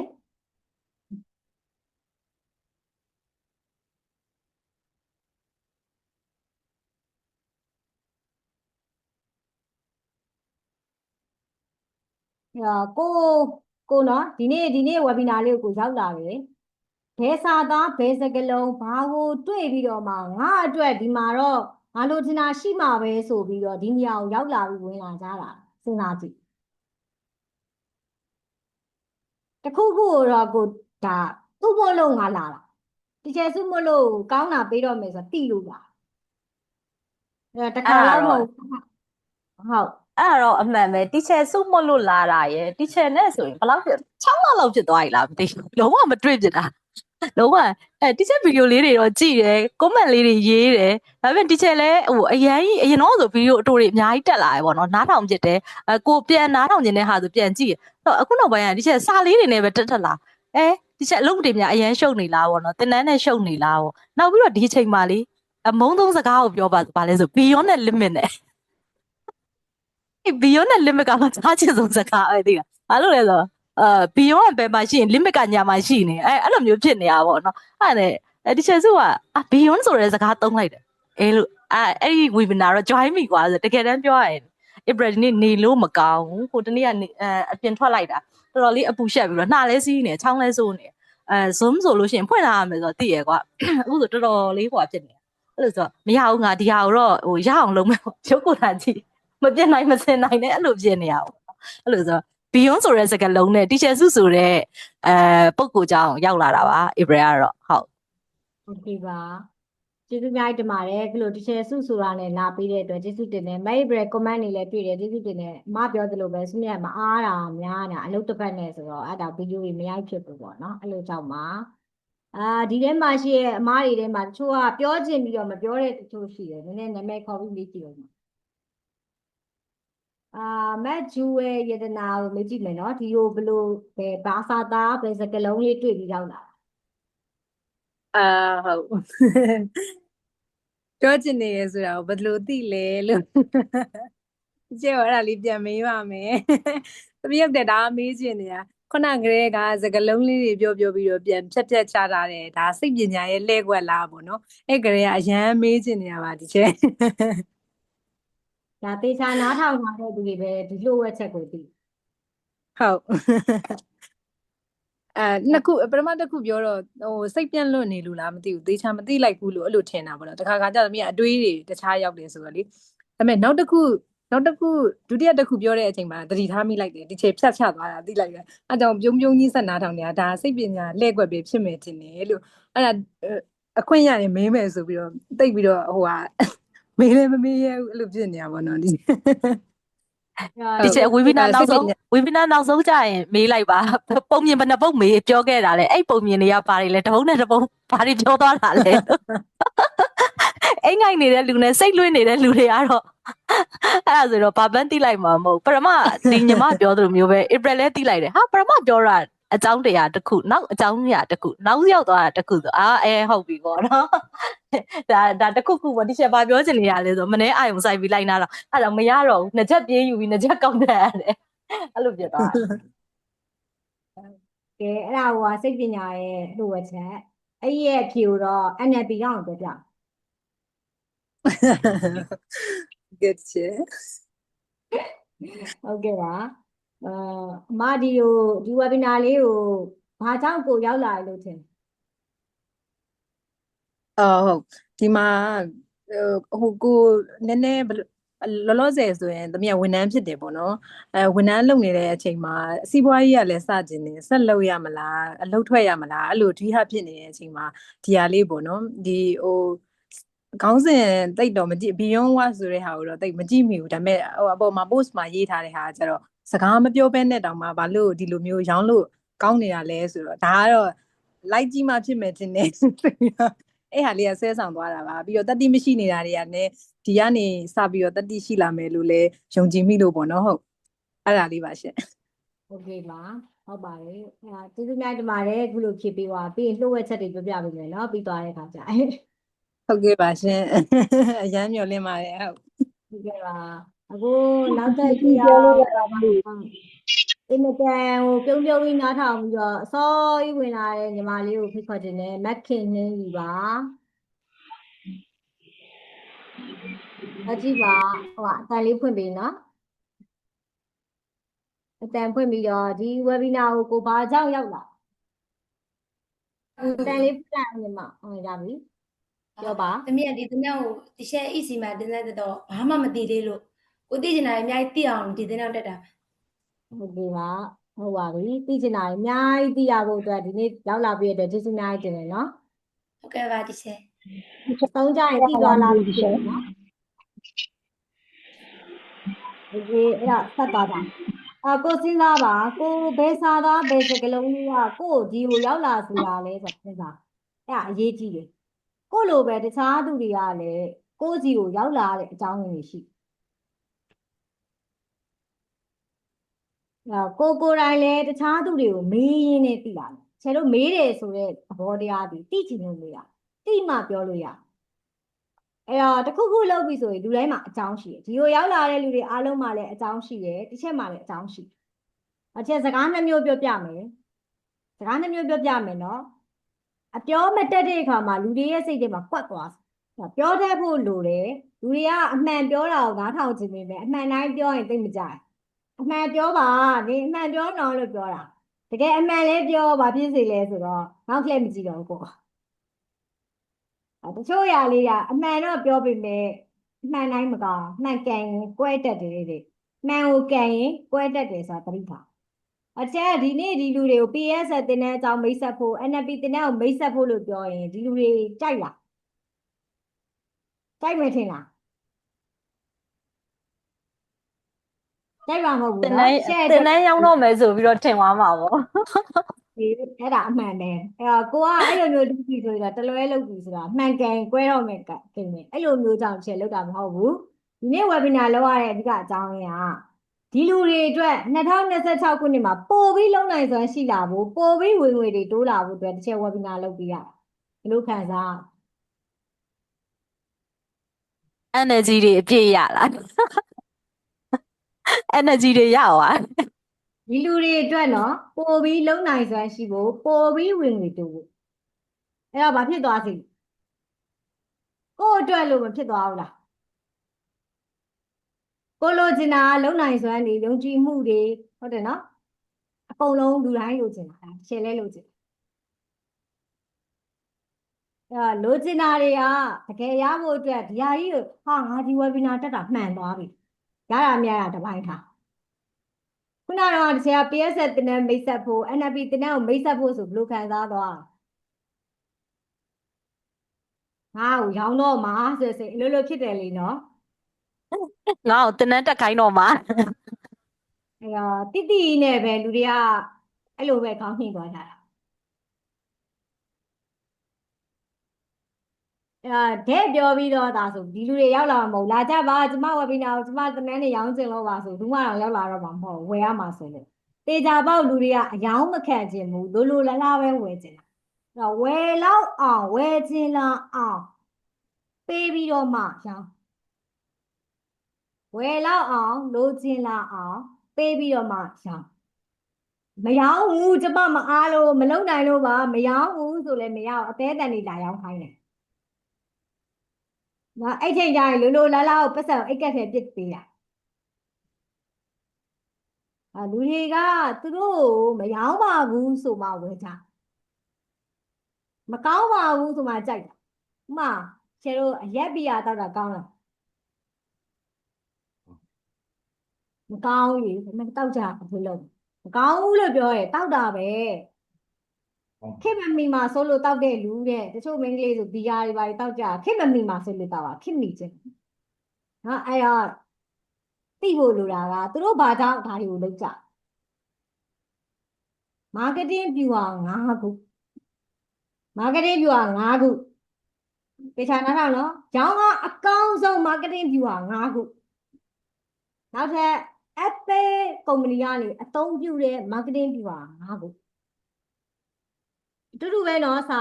အရှုံးသမားဘွားကနေအောင်မြင်မှုရခဲ့တဲ့မားကတင်းဗျူဟာ9ခုဘယ်အကြောင်းကိုကြွေဘယ်စာကြောင်းကကိုကြွေစေခဲ့တာဒီစာကြောင်းလေးတွေမှာပဲ၄ကြောင်းရှိအရှုံးသမားဘွားကနေအောင်မြင်မှုရခဲ့တဲ့မားကတင်းဗျူဟာ9ခုပေးမယ်ဟာဒါငါအတွက်ဘယ်စာကြောင်းကငါအတွက်ပဲApple ကုမ္ပဏီကသုံးတဲ့မားကတင်းဗျူဟာ9ခုကငါအတွက်ပဲပေးမှာအတူတူပဲဒါပဲ အရှုံးသမား ကိုကြိုက်တဲ့ခေါင်းစဉ်ပေါ်မှာမူတည်ပြီးလူတွေကကိုယ့်အတွက်ပါလို့ထင်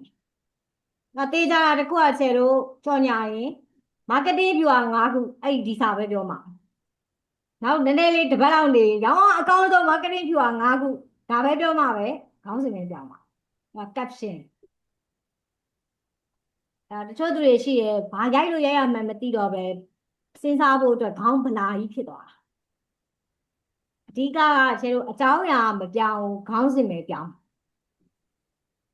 ရေးကြည့်တဲ့အ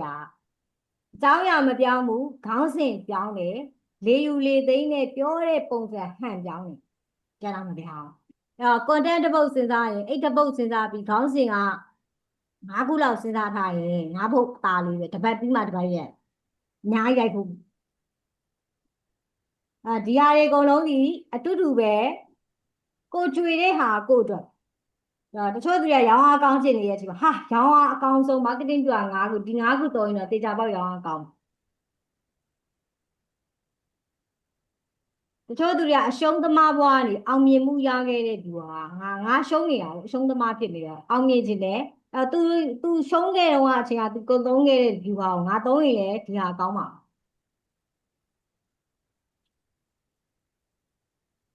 လို့ဝက်ချက်နော်အဲ့ဒါစကလုံးလေးပဲနော်ရိုးရိုးတနေ့ marketing view ဟာ9ခု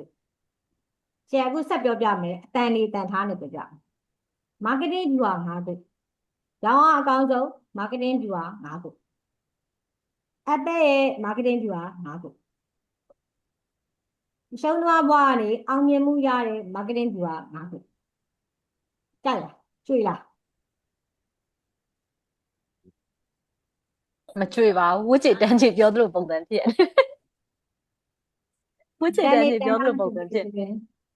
စိတ်ဝင်စားစရာကောင်းလားမကောင်းဘူးနော်မကောင်းစိတ်ခံစားချက်မပါဘူးဖြစ်ကိုလုပ်တဲ့အလုပ်ကကိုဘာရောင်းလဲပေါ့မူတည်ပြီးအဲ့မှုရှိတာအဲ့ energy ရှိတာဖျားတရားလုပ်နေတာဟာမြူးကြွပြီးတော့ဖျားတရားလုပ်ရဆိုဟိုမှာဟိုပြဿနာလေးဖြစ်သွားတယ် ဆိုးလျှောက်တယ်လို့ဖြစ်တယ်နော်မလုပ်သေးတာကိုမလုပ်ရမယ့်နေရာမှာလုပ်ရင်လည်းကွာရှိတယ်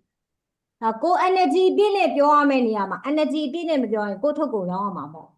စားပြီးပြောရမယ်ကိုမုံဟင်းကားကိုဘလောက်ကောင်းကြောင်စားပြပြီးတော့မှကိုကရောင်းရမယ်ဆိုစားမှာရဒါမှမဟုတ်အမြည်ကျွေးရနည်းနည်းလေးပဲတစုံပဲဒီရှယ်ကလည်းတမိအောင်တစုံနဲ့စားတာရတာမှမရှိသူလည်းတစုံနဲ့တော့ဝါမှာမဟုတ်ပါဘူးရောင်းတဲ့လူကလည်းကိုစားတယ်လို့ကျွေးစေချင်ဘလို့လို့အဆင်ပြေတော့မှာမားကတင်ကအဲ့ဒီကကောင်းကိုလိုပဲစားစေချင်အလကားကြရတယ်အကုန်မကျွေးနိုင်ဘူးနော်ခတ်တာအော်ဒီဂန်ကိုတိဖို့ရတယ်အရေးကြီးချဲလို့ဆိုလူတိုင်းကိုမကြောင်ချဲကတော့မှလူအများကြီးမကြောင်ချဲတိတဲ့လူကနေတစင်တိတဲ့လူပဲချဲရောင်းချဲဝက်ဘီနာတွေလုပ်တယ်လူအများကြီးတိအောင်လုပ်တယ်ပုံမှန်အလုပ်ကိုလုပ်နေပြီနဲ့ဒီချက်ကိုတယောက်တိပြီဆိုအဲ့တယောက်ကပြစ်ကွင်းမလွတ်စေအောင်ချဲရောင်းသူနဲ့တိတဲ့ဆက်ဆက်မှုရှိတဲ့လူမှန်သမျှတိတ်မကြခင်တစ်ချက်စီမှာဝယ်စီရတစ်ချက်တူပါလို့ဝက်ချက်ပြပြ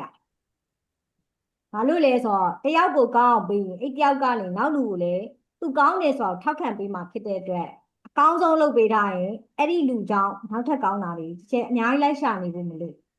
မားကတင်တအားကြီးဖြတ်ပြီးစင်ဖို့မလို့သူပြောင်းလဲသွားရင်သူ့ကိုကြည့်ပြီးတော့သူ့လိုပြောင်းလဲဖို့ပါအဲ့လိုတယောက်ကိုပြောင်းလဲသွားကြောင်းသက်သေပဲတစ်ချက်ရှာချက်သက်သေပြ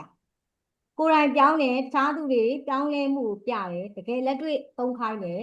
တွန်းပေးတယ်လူတွေကတွန်းပေးတဲ့လူရှိမှအလုပ်လုပ်တယ်မတွန်းရင်မလုပ်ဘူးအဲ့နေရာမှာတောင်းတန်အောင်လူတွေကမလုံနိုင်ဘာလို့လဲဆိုတော့ကိုယ်တိုင်လည်းငပြင်းဆိုတော့မလုံနိုင်တခြားသူတွန်းဖို့နေတာကိုယ့်ကမနေတွန်းနေအဲ့ဒါအရေးကြီးတယ်ကိုမတွန်းနိုင်တခြားသူကိုတွန်းဖို့မလို့ချဲကိုလည်းတွန်းတယ်သူများကိုလည်းတွန်းတယ်ဒီကျတဲ့တွေ့တော့အတွန်းခံရတယ်အရှိရောက်တယ်နံပါတ်1 viewer ဒီ framing effect လို့ခေါ်တယ်တင်ပြတဲ့ပုံစံကိုတင်ပြတဲ့ပုံစံအရေးကြီးအချက်လက်တစ်ခုတင်ပြတဲ့ပုံစံပေါ်မူတည်ပြီးဆုံးဖြတ်ချက်တွေပြောင်းလဲသွားတယ်ခုနကတစ်ချက်ပြောတယ် PSL တင်တဲ့မိတ်ဆက်ဖို့ဟုတ်လား NLP မိတ်ဆက်ဖို့ဆိုတဲ့တင်ပြပုံနဲ့ဒီမှာရှိတဲ့လူတွေအားလုံးခုထက်ပိုပြီးဝင်ငွေကောင်းဖို့ပိုပြီးလုံးနိုင်စွမ်းတွေရှိဖို့ပြောင်းသွားပြီအချက်လက်ပဲပြောင်းသွားပြီဝက်ဘီနာတက်စေချင်တာပဲဝက်ဘီနာကိုစိတ်ဝင်စားစေချင်တာပဲချက်ပြောတဲ့တင်ပြလိုက်တဲ့ပုံစံရည်ရွယ်ချက်ကနောက်ဆုံးမှာအဲ့ဒီအဖြေပဲကိုလုံးချင်တာကိုလုံးမှာအဲ့တော့ငါတို့ကပုံဝင်လင်းလင်းပြောတတ်လို့ငါတို့ဒီတိုင်းပဲပြောမှာမရဘူးကြိုက်ဆိုရင်တော့အဲ့ဒါခွမ်းမှာ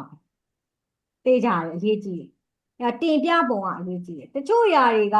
ရှယ်တို့လုတ်ပြမှရတဲ့ຢာရှိတယ်ဓာတ်ပုံမရိုက်တတ်ဘူးလို့ဗီဒီယိုမရိုက်တတ်ဘူးလို့ဆိုဘာလုပ်ရလဲရိုက်တက်အောင်လို့လက်တွေ့လူပါလာတင်ပေးမှရဒါမို့သူတို့ရိုက်ခိုင်းပြီးတော့အမှားရှာပေးမှရဒါဗီဒီယိုတင်တဲ့အတွက်မတူဘူးနော်သရင်အင်းပညာဆိုတွက်ဖို့အတွက်ဘောက်ချာတွေအများကြီးပေးမှရမှာတွက်စမ်းအဲ့မှာဘလို့debit credit ထည့်မလဲဘလို့ balance sheet ဆွဲမလဲစသဖြင့်ခဏအကြိမ်လေ့ကျင့်ခိုင်းပြီးတော့တွက်ခိုင်းအောင်အမားတွေကိုကိုရီးယားသင်ပေးရဒါမျိုးမှရအဲ့တော့စက်ချုပ်ပညာနဲ့ကွန်ပျူတာပညာသင်မယ်ဆိုစက်ချုပ်ဆက်ရှိရမယ်ကွန်ပျူတာရှိရမယ်မရှိဘဲတက်ရင်တက်မှာမဟုတ်လက်တွေ့လုပ်ရကွန်ပျူတာဆိုတာလက်တွေ့ရရမယ်အိမ်မှာလေ့ကျင့်ရမယ်အဲ့တော့မှတက်အချုပ်တာလည်းဒီတိုင်းအချုပ်ဆက်တစ်လုံးမရှိဘဲနဲ့အချုပ်တင်တဲ့တက်အိမ်ရောက်တော့ဗာနဲ့တက်ချုပ်လေ့ကျင့်ရင်လုံရင်းထဲမှာတက်မှာဖြစ်တဲ့အတွက်အဲ့ဒီအရာတွေကိုထိမိမိနဲ့လုပ်ပြရင်ပြောပြရင်လည်းသင်ပေးတက်မြောက်သွားတဲ့လူတွေဝင်ငွေရတာကိုပြောပြမှာစင်းသင်တန်းကိုလာတက်ပြီးတော့မှစင်းကိုင်နဲ့အလုပ်ရသွားပြီသူဝင်ငွေတွေကောင်းနေပြီတခြားသူကိုပြန်သင်ပေးနေနိုင်ပြီဒါတွေအဲ့ဒါတွေဒီကျယ်တို့တင်ပြတဲ့ပုံစံလက်တွေ့ဟာမွေးကဘလောက်စကောင်းကြောင်စားပြီးသွားတော့ဘယ်လိုမျိုးလေးလမ်းဆက်အရန်အရသာရှိအချုံမုံလည်းမပါဘူးဆွဲပြစ်မနေဘူးဒီဟာလေးကအိမ်မှာဆိုရင်ဘလို့လေးလုံးလိုက်တာနဲ့ဟိုအိမ်မှာအစင်သစ်စားလို့ရဘလောက်တာရှည်ခံတယ်ရေရှည်ထားလို့ရဒီကတ္တတာထဲမှာထည့်ထားတပတ်ခံဘလို့ဓာတုဗေဒပစ္စည်းတော့မပါဘူးဘာနဲ့လုပ်ထားတယ်စသဖြင့်တင်ပြပုံစိတ်ဝင်စားကြကောင်းတဲ့ပုံစံမျိုးတွေကအရေးကြီးရစားခြင်းစိတ်ဖြစ်အောင်နော်ဝင်းကားဆိုပူပူလောလောစားမှစကောင်းမြုပ်သီးထက်စားမယ်နည်းနည်းမထက်စားမယ် ဒါတွေကိုသွားဝယ်ရတဲ့အခြေအနေမျိုးတွေဒါလေးတွေကအရေးကြီးတဲ့တင်ပြပုံသူတို့စိတ်ဝင်စားလောက်ကိုတင်ပြပုံအရေးကြီးတယ်အချက်လက်ထက်ပုံစံလေးတွေလုပ်ပုံလုပ်နည်းလေးတွေလူတွေရဲ့ဆုံးဖြတ်ချက်ကဝယ်ဖို့ဆိုရင်အဲ့ဒီလိုတင်ပြတဲ့ပုံစံပေါ်မူတည်ပြီးတော့မှလုပ်တဲ့ကိုင်တဲ့ပုံစံတွေပြောင်းသွားတယ်ဆုံးဖြတ်ချက်တွေပြောင်းသွားတယ်တခြားသူစီမှာဝယ်မှာတော့သူစီရောက်သွားတခြားသူစီမှာသွားတက်မဲ့အရာမျိုးတော့ကိုယ့်စီလာတက်တာဒီချက်ဖြစ်နေရလားမသိ ဒါဦး ဒီတက်ဘူးနော်ရှင်းစီမှာလာထစ်ပြနေအဲ့တော့တင်ပြပုံကိုကြည့်မယ်ဒီဘူးနှစ်ဘူးပဲဒီဘက်ဘူးမှာအစီ900ခိုင်နှုန်းပဲပါဝင်တယ်အစီ900ခိုင်နှုန်းပဲပါဝင်တယ်နောက်တစ်ခု65ခိုင်နှုန်းအစီလုံးဝမပါဝင်ကြောင်းအာမခံတယ်ဘယ်ဟာဝင်လဲ ဒုတိယဟာဝယ်မယ်ဒုတိယဟာဝယ်မယ် လူတွေကြောက်တဲ့ဟာကိုကိန်းကနန်းကြီးကြီးနဲ့ပေါ်ပြလိုက်လို့လေ ပြီးဖို့လိုရယ်နော်အစားအစာဆိုရင်လူတွေကကျန်းမာရေးကိုကြည့်မယ်အဓိကသူတို့100ရာခိုင်နှုန်းမှာ900ရာခိုင်နှုန်းအစီပါဝင်တာနဲ့65ရာခိုင်နှုန်းမပါဝင်တာနဲ့အတူတူပဲတော့အစာတခြားစဉ်းစားကြည့်လိုက် အတူတူပဲ ဒါပေမဲ့လူတွေကဘာဖြစ်လဲ65ရာခိုင်နှုန်းအစီလုံးဝမပါကြောင်းအာမခံပါရင်ငါတို့ကဘယ်မှာတိုင်ရမလဲဆိုတော့မစင်စားဘူးเนาะအဲ့အာမခံတယ်65ရာခိုင်နှုန်းမပါအောင်ယုံကြည်တာလုံးဝအပြည့်ဝဒီတင်ပြပုံပဲဒီဘက်က900ရာခိုင်နှုန်းပါဝင်ဒီနဲ့ဒါရောင်းဘယ်တော့မှရောင်းမထွက်စေရအောင်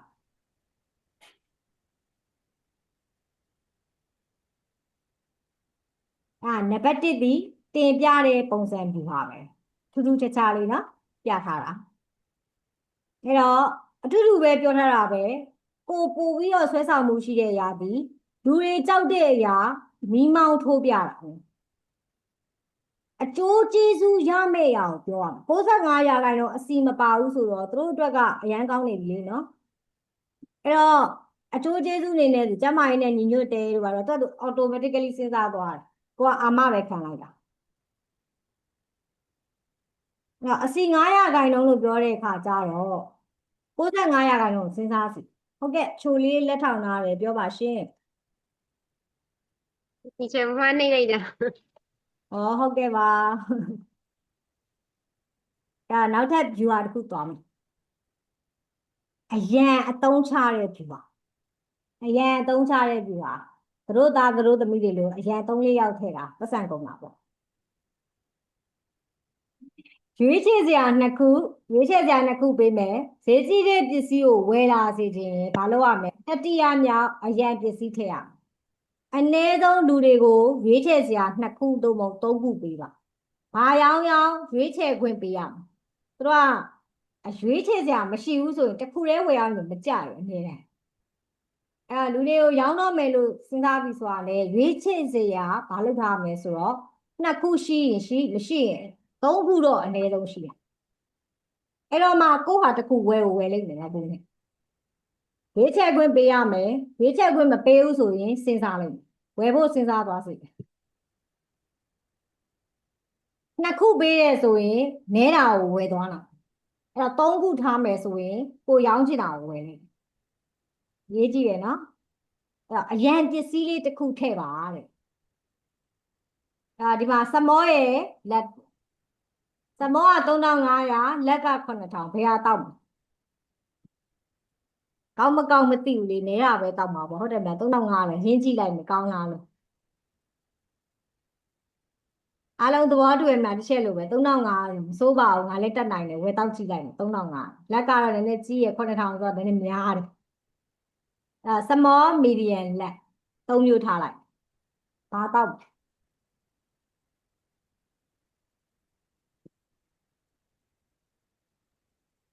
တန်တာပေါ့လက်ဆက်ရောက်9000ဟုတ်လားမီဒီယံတောင်6000ဆိုတော့မစိုးဘူးနှစ်ဆလည်းရတယ်ဈေးရလည်း9000ပဲ9500ဆိုဝယ်မှာမဟုတ်9000ပဲဆိုတော့ဝယ်မီဒီယံနဲ့ရှင်လိုက်ပြီဆိုရင်လည်း တက်တာတစ်ထောင်ပဲများလေလက်ဆိုင်ဝယ်တော့မှာပေါ့နော်ဟုတ်လားတောက်မလားလက်ဆိုင် လက်ဆိုင်လက်ဆိုင်ပဲဝယ်တောက်လိုက်ပါများများတောက်ရတယ်ဆိုပြီးတော့ အဲ့တော့ခုနကတော့စမောနဲ့လက်ဆိုစမောပဲတောက်မှာဟုတ် အဲ့ဒါလေဟိုကဗာလဲပါပမစ်တီးဆိုင်တွေကအများနဲ့အဲ့ဒီဟာနဲ့ဒီချက်ပြောတဲ့ view ဟာနဲ့တုံးတယ်အဲ့ဒီ view ဟာနဲ့ပဲအများနဲ့ခံရတာလက်ဆိုင်ဝယ်ပြီးတော့တစ်နှစ်တစ်အင်ပေးခဲ့ရတာလေစမောဆိုတိတ်တိတ်လေးထွက်လာမီဒီယန်ဆိုလဲဟင်းငါဒီလောက်ဆိုမောကလောက်ပါဘူးဆိုတော့လက်ဆိုင်ကြီးပဲဝယ်ပြီးပြန်လာ ဈေးကလည်းတိတ်မကွာဘူးဆိုတော့ဟုတ်လား ဈေးကလည်းတိတ်မကွာဘူးဆိုတော့ဝါမယ်ဆိုလဲအဝခံလိုက်တာပေါ့ ဈေးကိုလည်းကြည့်တယ်လူကြီးကဈေးကတန်နေတာဟုတ်တာဈေးကိုတန်အောင်လုပ်ထားပြီးကြီးရရောင်းချင်အဓိကပတ်ဆက်9000လို့ချင်တာရှင်းတယ် ဟုတ်တယ်အမမီလီဘယ်လောက်တောင်ရမှာဒီခွက်ကြီးရလေပြီးရင်တော်ပင်ကလည်းနောက်တစ်ခုထပ်ထည့်ပေးသေးတယ်ဆိုသွားရောပဲဝါတာတွေမွားတာတွေမသိတော့လက်ဆိုင်ကြီးဝယ်ချလိုက်တာအဲ့ဒါတော့တီချာပြောတာတော့အမြဲတမ်းဂုံချာတို့ဟွာတို့မှာခံရတယ်အဲ့ဘာပဲတီရောင်းတဲ့ဆိုင်တွေမှာအမြဲတမ်းခံရတယ် logic ကိုမစဉ်းစားနိုင်တော့သူ emotion ထိသွားတာအဓိက emotion ထိအောင်ရောင်းရောင်းချင်တဲ့ပစ္စည်းတဲ့ဈေးနည်းနည်းပဲတက်တာပြီးအရေးသွေးပိုနေတဲ့တစ်ခုတည်းခုနက6000နဲ့9000ဆိုချေတို့က9000က1000ပဲများဖြစ်တဲ့အတွက်ဝယ်နောင်ကြီးရှိဘာလို့လဲဆိုတော့စမောက3500လက်ဆိုင်က9000နှစ်ဆတွက်တယ်လူတွေကအကယ်၍များတာမီဒီအဲ့လက်မီဒီယန်က9000ဆိုရင်ချေတို့မီဒီယန်ဝယ်လိုက်တယ်အဲ့ဒါဘာလို့ထားရလဲဆိုတော့အရေးသွေးကနေတယ်ဈေးကိုလည်းပို့ထားပြီးအဲ့တော့ကိုရောင်းမဲ့ပစ္စည်းရဲ့ဈေးနဲ့သိပ်မကွာတာဖြစ်ရရမလားမသိဘူးနော်အဲ့ဒါဈေးနှုန်းသတ်မှတ်တဲ့စံချိန်ပေါ်အရေးကြီးဈေးနှုန်းသတ်မှတ်တဲ့စံအရေးကြီးလေလားနောက်တစ်ခု social proof လူတို့ရဲ့ယုံကြည်မှုပြုဟာလူတွေအများကြီးလာတတ်တဲ့တင်နန်းမလို့သွားတက်တာရောတော့ရှိကိုလည်းရောတော့ရှိပြောရမလားဆိုပြီးတော့တခြားသူတွေကရီတော့လိုက်ရီရတာအမောဘာမှနားမလဲတာကောင်းတော့ကောင်းတယ်ဘာကောင်းလဲဆိုတော့ကိုမရှင်းပြတတ်တာအဲ့တော့လူတွေကဘာဖြစ်လဲရှိလဲဆိုတော့တခုလောက်တော့မယ်မသေးကြဘူးဆိုလို့ရှိရင်တခြားသူဘာလုပ်လဲကိုကြည့်တယ်ပြီးလိုက်လို့များသောအားဖြင့်လူတွေကကိုယ့်ပစ္စည်းကောင်းတယ်ဆိုတာပဲပြောချင်တယ်တကယ်တော့အဲ့လိုပြောမဲ့စားလူပေါင်းဘယ်လောက်ကိုရောင်းထားပြီးသားလူပေါင်းဘယ်လောက်ကဝယ်ပြီးသားအစားတော့ပဲစားစားဘယ်ဟိုပဲသွားချေလို့များသောအားဖြင့်ဘာလုပ်လို့ရှိလဲဆိုတော့အဲ့ဆိုင်ကိုကြည့်တယ်ဘယ်ဆိုင်ကလူများလဲဟုတ်တယ်မလားလူများတဲ့ဆိုင်ကကောင်းပါပဲဆိုတဲ့စိတ်နဲ့ဝင်စားလို့ရှိကြတယ်နောက်ဈေးသက်တာမှာပဲဆိုတဲ့စိတ်နဲ့ဝင်စားကြတယ်လူများတဲ့ဆိုင်ကိုဝင်ရတဲ့အကြောင်းရင်းကဈေးသက်တာရင်သက်တာမသက်တာရင်ကောင်းပါပဲဆိုပြီးတော့လူရဲ့ကောင်းလို့သွားနေတာဖြစ်ပါအဲ့တော့လူများများရှိတဲ့နေရာကိုဘာဖြစ်လို့ရှိလဲဆိုတော့လူပိုလာလေးရှိတယ်အဲ့ဒါကြောင့်လို့ရွှေနန်းတော်မှာဝန်ထမ်းမဲမနေဘူးရှိသူ့လူနဲ့သူပြည့်မြဲကြိတ်တိုးနေတာဟိုရကျတို့ငယ်က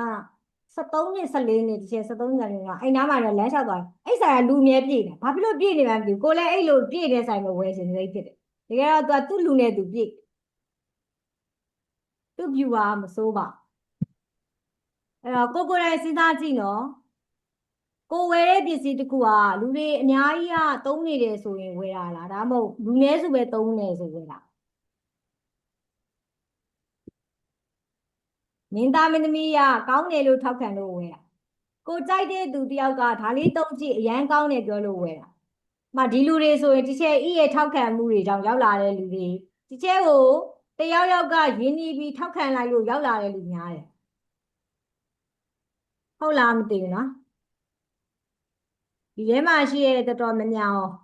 ဟုတ်လားမသိ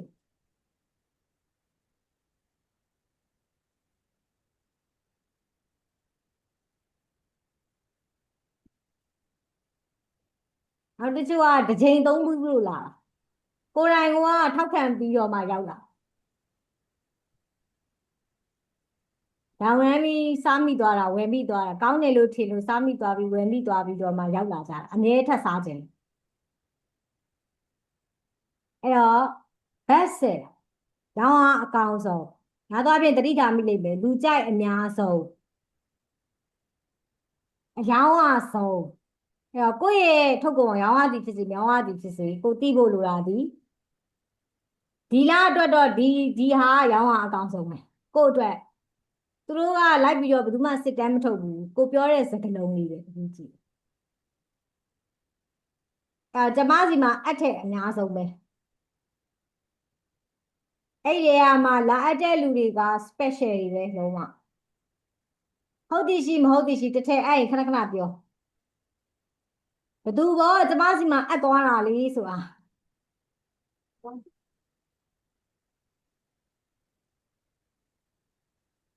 ဒီချက်ရတဲ့အမြဲဒီချက်ကောင်းကြောင်းတို့ပြဒီချက်လက်ထိုးထားတာလား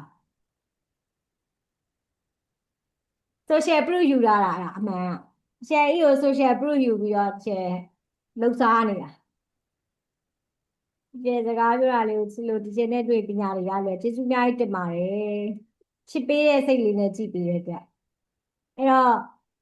လူအများစုသည်ထောက်ခံမဲရှိရင်သဘောကျတယ်review တွေ customer review တွေအခုလို review တွေအခုထောက်ခံတာတစ်ချက်ကစကားပြောကောင်းလို့ဒါတို့ညာထောက်ခံမဲတွေအဲ့ဒါတွေဆိုများများစိတ်တာ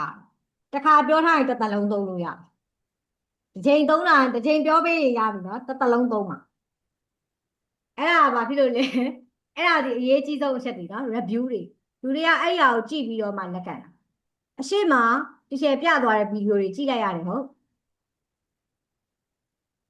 ဘာလောက်သွားလဲဆို social proof လောက်ထားတာအနည်းဆုံးတော့ဒီလူတွေဒီချက်ကိုမမြင်ခင်တည်းကအဲ့ဒါတွေမြင်လာပြီးတော့ဟောဒီဆရာမတော်တော့ဒါလို့တွေးထားတယ်တဝက်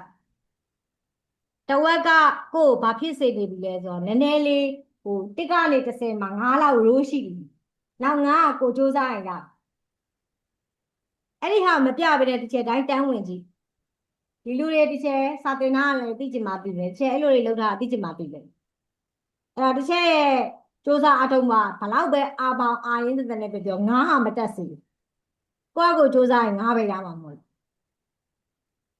သဘောတရားလေးနော်အဲ့အရေးကြီးတယ်ကိုယ့်ရဲ့ရထားတဲ့ကောင်းတာတွေ result တွေ view တွေအဲ့ဒီအကုန်လုံးကြီးစုထားတေချာပေါက်သိမ်းရမယ်ဟိုတစ်စိတ်ရှိကိုတစ်ဖက်နဲ့ရိုက်ထားတဲ့ပုံတွေပဲရှောက်စိတ်တင်မှုဖြစ်လို့အဲ့ဒီ screenshot တွေကအရေးကြီးအဲ့ဒါတွေကိုပြန်ပြီးတော့မှ edit လုပ်ရတာတွေရှိအဲ့ဒါတွေကသုံးရမယ့်နေရာမှာသူ့နေရာနဲ့သူသုံးရကျလှုပ်ဝက်ချက်တွေပါပြောပြရနော်ဒီလူတွေကိုတဖြည်းဖြည်းလှုပ်ဝက်ချက်တွေတက်ပြောပြပေးနောက်တစ်ခုကတော့နံပါတ်4က scarcity and urgency ရှားပါတဲ့အရေးတကြီးလို့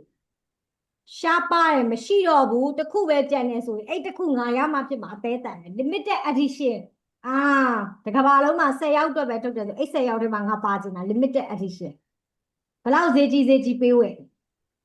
အရန်ပေါ်ရင်လူတွေကမဝယ်limited edition မှအဆင်ပြေပစ္စည်းတစ်ခုကုန်တော့မယ်ဒါမှမဟုတ်အချိန်အကန့်အသတ်ရှိတယ်ဆိုရင်အုံနောက်ကမဖြစ်တယ်ငါအဲ့ဒါရဖို့လိုတယ်မရလို့မဖြစ်ဘူးကြောက်တဲ့စိတ်ကရောက်အဲ့တော့အသေးအတန်လိုချင်တယ်ကုန်တော့မယ်အဲ့အရန်လိုချင်အရေးတကြီးလိုတယ်ဒီကျဲဆို webinar ကတစ်သက်လောက်မှတစ်ခါလုပ်တာအဲ့တစ်သက်လောက်ကိုတစ်ခါရရင်အဲ့တစ်ခါတော်တော်ကောင်းအောင်ပြီးတယ်အဲ့တော့အသေးအတန်လာလို့ရအောင်အဲ့ဒီမှာဒီကျဲကအများဆုံးလူကိုနည်းနည်းလေးနဲ့ကောင်းအောင်လုပ်ပြီးတယ်ကျဲအများဆုံးလူကြီးတင်လို့ရင်30 50အများကြီးကျဲအများကြီးတယ်ဘာလို့လဲဆိုတော့အများကြီးဆိုတစ်ချက်မနာဘူးတစ်ချက်သိလူတိုင်းကိုတစ်ချက်လိုက်ပြီးတော့အသေးစိတ်မကြည့်နိုင်မှာသိဆိုရင်အဲ့တော့ကိုနဲ့တွေ့ပြီးအဲ့ကြောက်ကကောင်းရမယ်လို့ချက်ပြောထားတယ်ပြီးအဲ့လူတယောက်ပြောင်းသွားဖို့အတွက်ကတစ်ချက်တခြားကြည့်ပြီးမှရမှာတွေ့တယ်လူအများကြီးကိုချက်မကြည့်နိုင်အဲ့တယောက်ဆိုတယောက်တခြားကြည့်ပေးပြီးအဲ့ကြောက်ကပြန်ပြီးတော့တစ်ချက်ကိုအမြဲညှိုးပေးတဲ့အတွက်တစ်ချက် customer ရှာလို့ audience ရှာလို့သူ့လိုလာကြဒီည7 နာရီအထိပဲအဲ့ဒါနဲ့ EHM မှာဂျင်းခံလိုက်ရဘယ်အုပ်စုလဲအခုချက်ချင်းသွင်းမှဒီနှုံးနဲ့ရချက်ချင်းလည်းငယ်သွင်းမှဒီဈေးနဲ့ရမှာသလိုချက်ချင်းကပေးတောင်းပြီးလွှဲတာဘယ်အုပ်စုလဲမသိ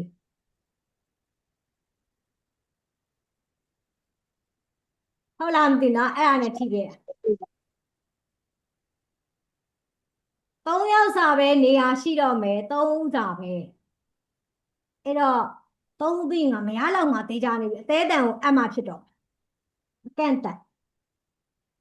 ဒီနေ့အတွက်ပဲဒီဈေးနဲ့ရမှာချက်ချင်းအမှဖြစ်မှာဒီဈေးနဲ့ရဖို့အတွက်မဟုတ်ရင်ဈေးကြီးတော့မှာလေအဲ့ဒီအကုန်လုံးဒီဆဲဘာလုပ်တာလဲအယောင်အတွက် marketing မှာ view ဟာသုံးတာအဲ့အတွက်ဟိုနေ့က EHN ကဒီချက် ရဲ့တင်တန်းမှာထိသွားတဲ့လူတွေကဘယ်သူတွေလဲဒီချက်တင်တန်းကို join ပြီးတော့အဲ့နေ့ကထိသွားတဲ့သူတွေရှိရောဒီချက်ရဲ့ viewer ထဲမှာပါသွားတာဒီ viewer ကိုထိသွားတာအဲ့နေ့အတွက်ပဲရမှာဆိုတာမျိုးသတိထားမိလားဒီချက်နှုတ်ဝက်ချက်ပြောပြလိုက်တကယ်လဲအဲ့နေ့ကအဲ့အတွက်ပဲဖြစ်သွားတာအဲ့နေ့ကရခဲ့တဲ့ဈေးနဲ့ကျန်တဲ့ဒီနေ့ရောင်းရင်မပြောပြသေးတယ်သူပြောထားတယ် The rule of reciprocity အပြန်အလှန်ပေးဆက်ခြင်းလူတွေကကိုတခုခုလာထားတယ်ဆိုလို့ရှိရင်တခြားလူတယောက်ကိုပြန်ပေးဖို့လိုတယ်ဆိုတဲ့စိတ်ပိုင်းဆိုင်ရာဖိအားရှိတယ်လူတိုင်းပဲငါတို့အလကားယူတာများနေပြီဆိုရင်တခုခုတော့ငါတို့ပြန်ပေးရမယ်မှတင်တန်းကိုခမဲ့တင်ပေးတယ်ဆိုရင်နောက်ဆုံးနေ့ကဘာဖြစ်လဲဆိုတော့ခံရတယ်လေပဲ။ဘာဖြစ်လို့လဲဆိုတော့ဒီချက်ကငါတို့တောက်လျှောက်ကြီးအကောင်းဆုံးပေးတာမဖြစ်ဘူးတခုခုတော့လက်ဆောင်လေးတော့ပေးမှဖြစ်မယ်။အဲ့တော့နောက်ဆုံးနေ့ကပြန်ရ။အဲ့တော့သူဒီလောက်ကောင်းအောင်ငါတို့လုပ်ပေးထားတာငါတို့တခုခုတော့လုပ်ပေးသင့်တယ်။အနည်းဆုံးတော့လူတိုင်းဒီကိုယ့်ကိုတခုပေးရင်အားကြောင့်မို့လေချဲတို့ကြိုက်ထီးကိုသွားရင်ရိုးတွေလကားစားရတာသိလားမသိဘူးတခုတော့ဝယ်ဖို့အတွက်စိတ်ကူးတယ်ကိုစားပြီးဝယ်ရတော့နောက်ဈေးတွေမှာခောက်ဆွဲပြုတ်တွေကော်ဖီတွေလကားတိုက်တာကြုံဘူးလားမသိဘူးခွက်ကလေးတိတ်လေးတဲ့အဲ့တော့တောက်ပြီးကိုကမြည်ပြီးွားဆိုဝယ်ရတော့မှာယူသွားလို့မရအဲ့တော့အနည်းဆုံးတော့တစ်ထုပ်နှစ်ထုပ်ဝယ်လာကြစီတီမက်တွေပါသွားရင်လည်းအဲ့လိုပဲလကားစားရတာမြည်ကြည့်တယ်ပြီးဝယ်ရေမွေးတွေ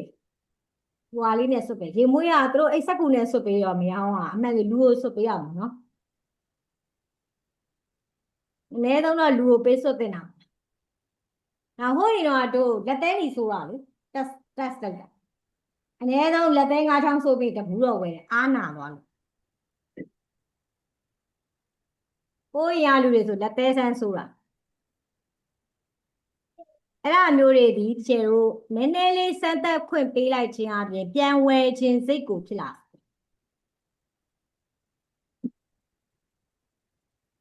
အရင်ပေးတယ်ပြီးမှတောင်းတယ်ပတ်စံမတောင်းခင်မှာတန်ဖိုးရှိရတခုကိုအရင်ဆုံးပေးအရင်ပေးပြီးမှတောင်းအဲ့တော့ကိုကအလားတွေပြင်ပြီးအထာပေးမှချစ်သူကရီးသားစကားပြောရမှာအထာမပေးဘဲနဲ့ရီးသားစကားအပြောမခံကြရတဲ့အပြိုကြီးတွေဒီမှာဘယ်နှယောက်လောက်ပါကုံမှာစိုးရိမ်လို့ကိုကြီးအထာမလုပ်ခဲ့လို့အခုချိန်မှာအပြိုကြီးဖြစ်လို့နောင်တရနေတဲ့သူရှိတာတကယ်တော့အဲ့ဒါကောင်းတာနော်ကောင်းတာအထာအမြဲပေးမှသူတို့ကချစ်တာအထာမပေးတော့တာလည်းမချစ်တော့ဘူးအဲ့တော့အမြဲမပေးနိုင်ရင်အပြိုကြီးလောက်တာပဲကောင်းတယ်တေးကြတာတခုကဆယ်တို့ဒီ viewer တွေသုံးမယ်ဆိုရင်လိမ်လို့မရဘူးမလိမ်တာကောင်းတယ်ဆုံးဖြတ်ချက်ချတဲ့လုပ်ငန်းစဉ်ကိုပို့ချောမွေ့အောင်ကူညီတဲ့သဘောပဲသုံးတယ်လူတွေကကိုယ့်စီမှာဝယ်ဖို့အတွက်ဆုံးဖြတ်သွားဖို့သူတို့ဆုံးဖြတ်ချက်ချတာနည်းနည်းဆန်းဆန်းချဖို့ပိုနဲ့တွေ့တဲ့အချိန်တစ်ချိန်ထဲမှာဝယ်သွားဖို့သုံးသူတို့ကိုဒီ viewer 5ခုသုံးနေဆိုတဲ့ဒီကအကြောင်းရင်းဒီဘာဖြစ်ဖို့လဲဆုံးဖြတ်ချက်ညံဖို့လိမ်ဖို့မဟုတ်ဘူးမဟုတ်တာရောင်းဖို့ကြားဖြန့်လုပ်ဖို့မဟုတ်ရမလားမသိဘူးအဲ့တော့၅ခုကိုမှတ်မိလိမ့်မယ်လို့ထင်တယ်ဒီ၅ခုနဲ့ပတ်သက်ပြီးလေ့ကျင့်ခန်းလုပ်ကြည့်ကိုစဉ်းစားရမှာကို coffee shop ပိုင်ရှင်အဲ့တော့ coffee shop ပိုင်ရှင်နေနဲ့ကိုဆိုင်ကို customer ပို့တိုးလာဖို့အတွက်ဒီ viewer ၅ခုကိုသုံးပြီး marketing လုပ်ရအောင်အချက်ဒီမှာသဘောကောင်းတဲ့အနေနဲ့တယောက်ချင်းစီပေးမလုပ်ဘူး9ယောက်တစ်ဖွဲ့ဖွဲ့ပေးမယ်9ယောက်တစ်ဖွဲ့ဖွဲ့ပေးမယ်ဂရုတဲကိုဝင်သွားပြီးပြီဆိုရင်ကိုကော်ဖီဆိုင်ရောင်းအားတက်ဖို့အားလုံးကစုပြီးတော့မှစဉ်းစားဒီ9ခုပါအောင်လို့ တေချာပြင်ခဲ့ကိုယ့်ရဲ့ content ကိုယ့်ရဲ့ကြော်ညာ post ကိုတေချာပြင်ခဲ့မယ်ငါ coffee shop ကိုလူများများလာဖို့ဆိုရင်ဒီ၅ခုကိုသုံးပြီးတော့ကြော်ညာဘယ်လိုလုပ်ရင်ကောင်းမလဲဒီချက်အခုပြောခဲ့တဲ့စကားလုံးတွေပါအောင်ဒီ viewer တွေပါအောင်စဉ်းစားပြီးတော့မှရှောင်းအောင်အဲ့တော့ဒီချက်ဘယ်သူ့ကိုမှမျက်နှာမလိုက်ဘဲနဲ့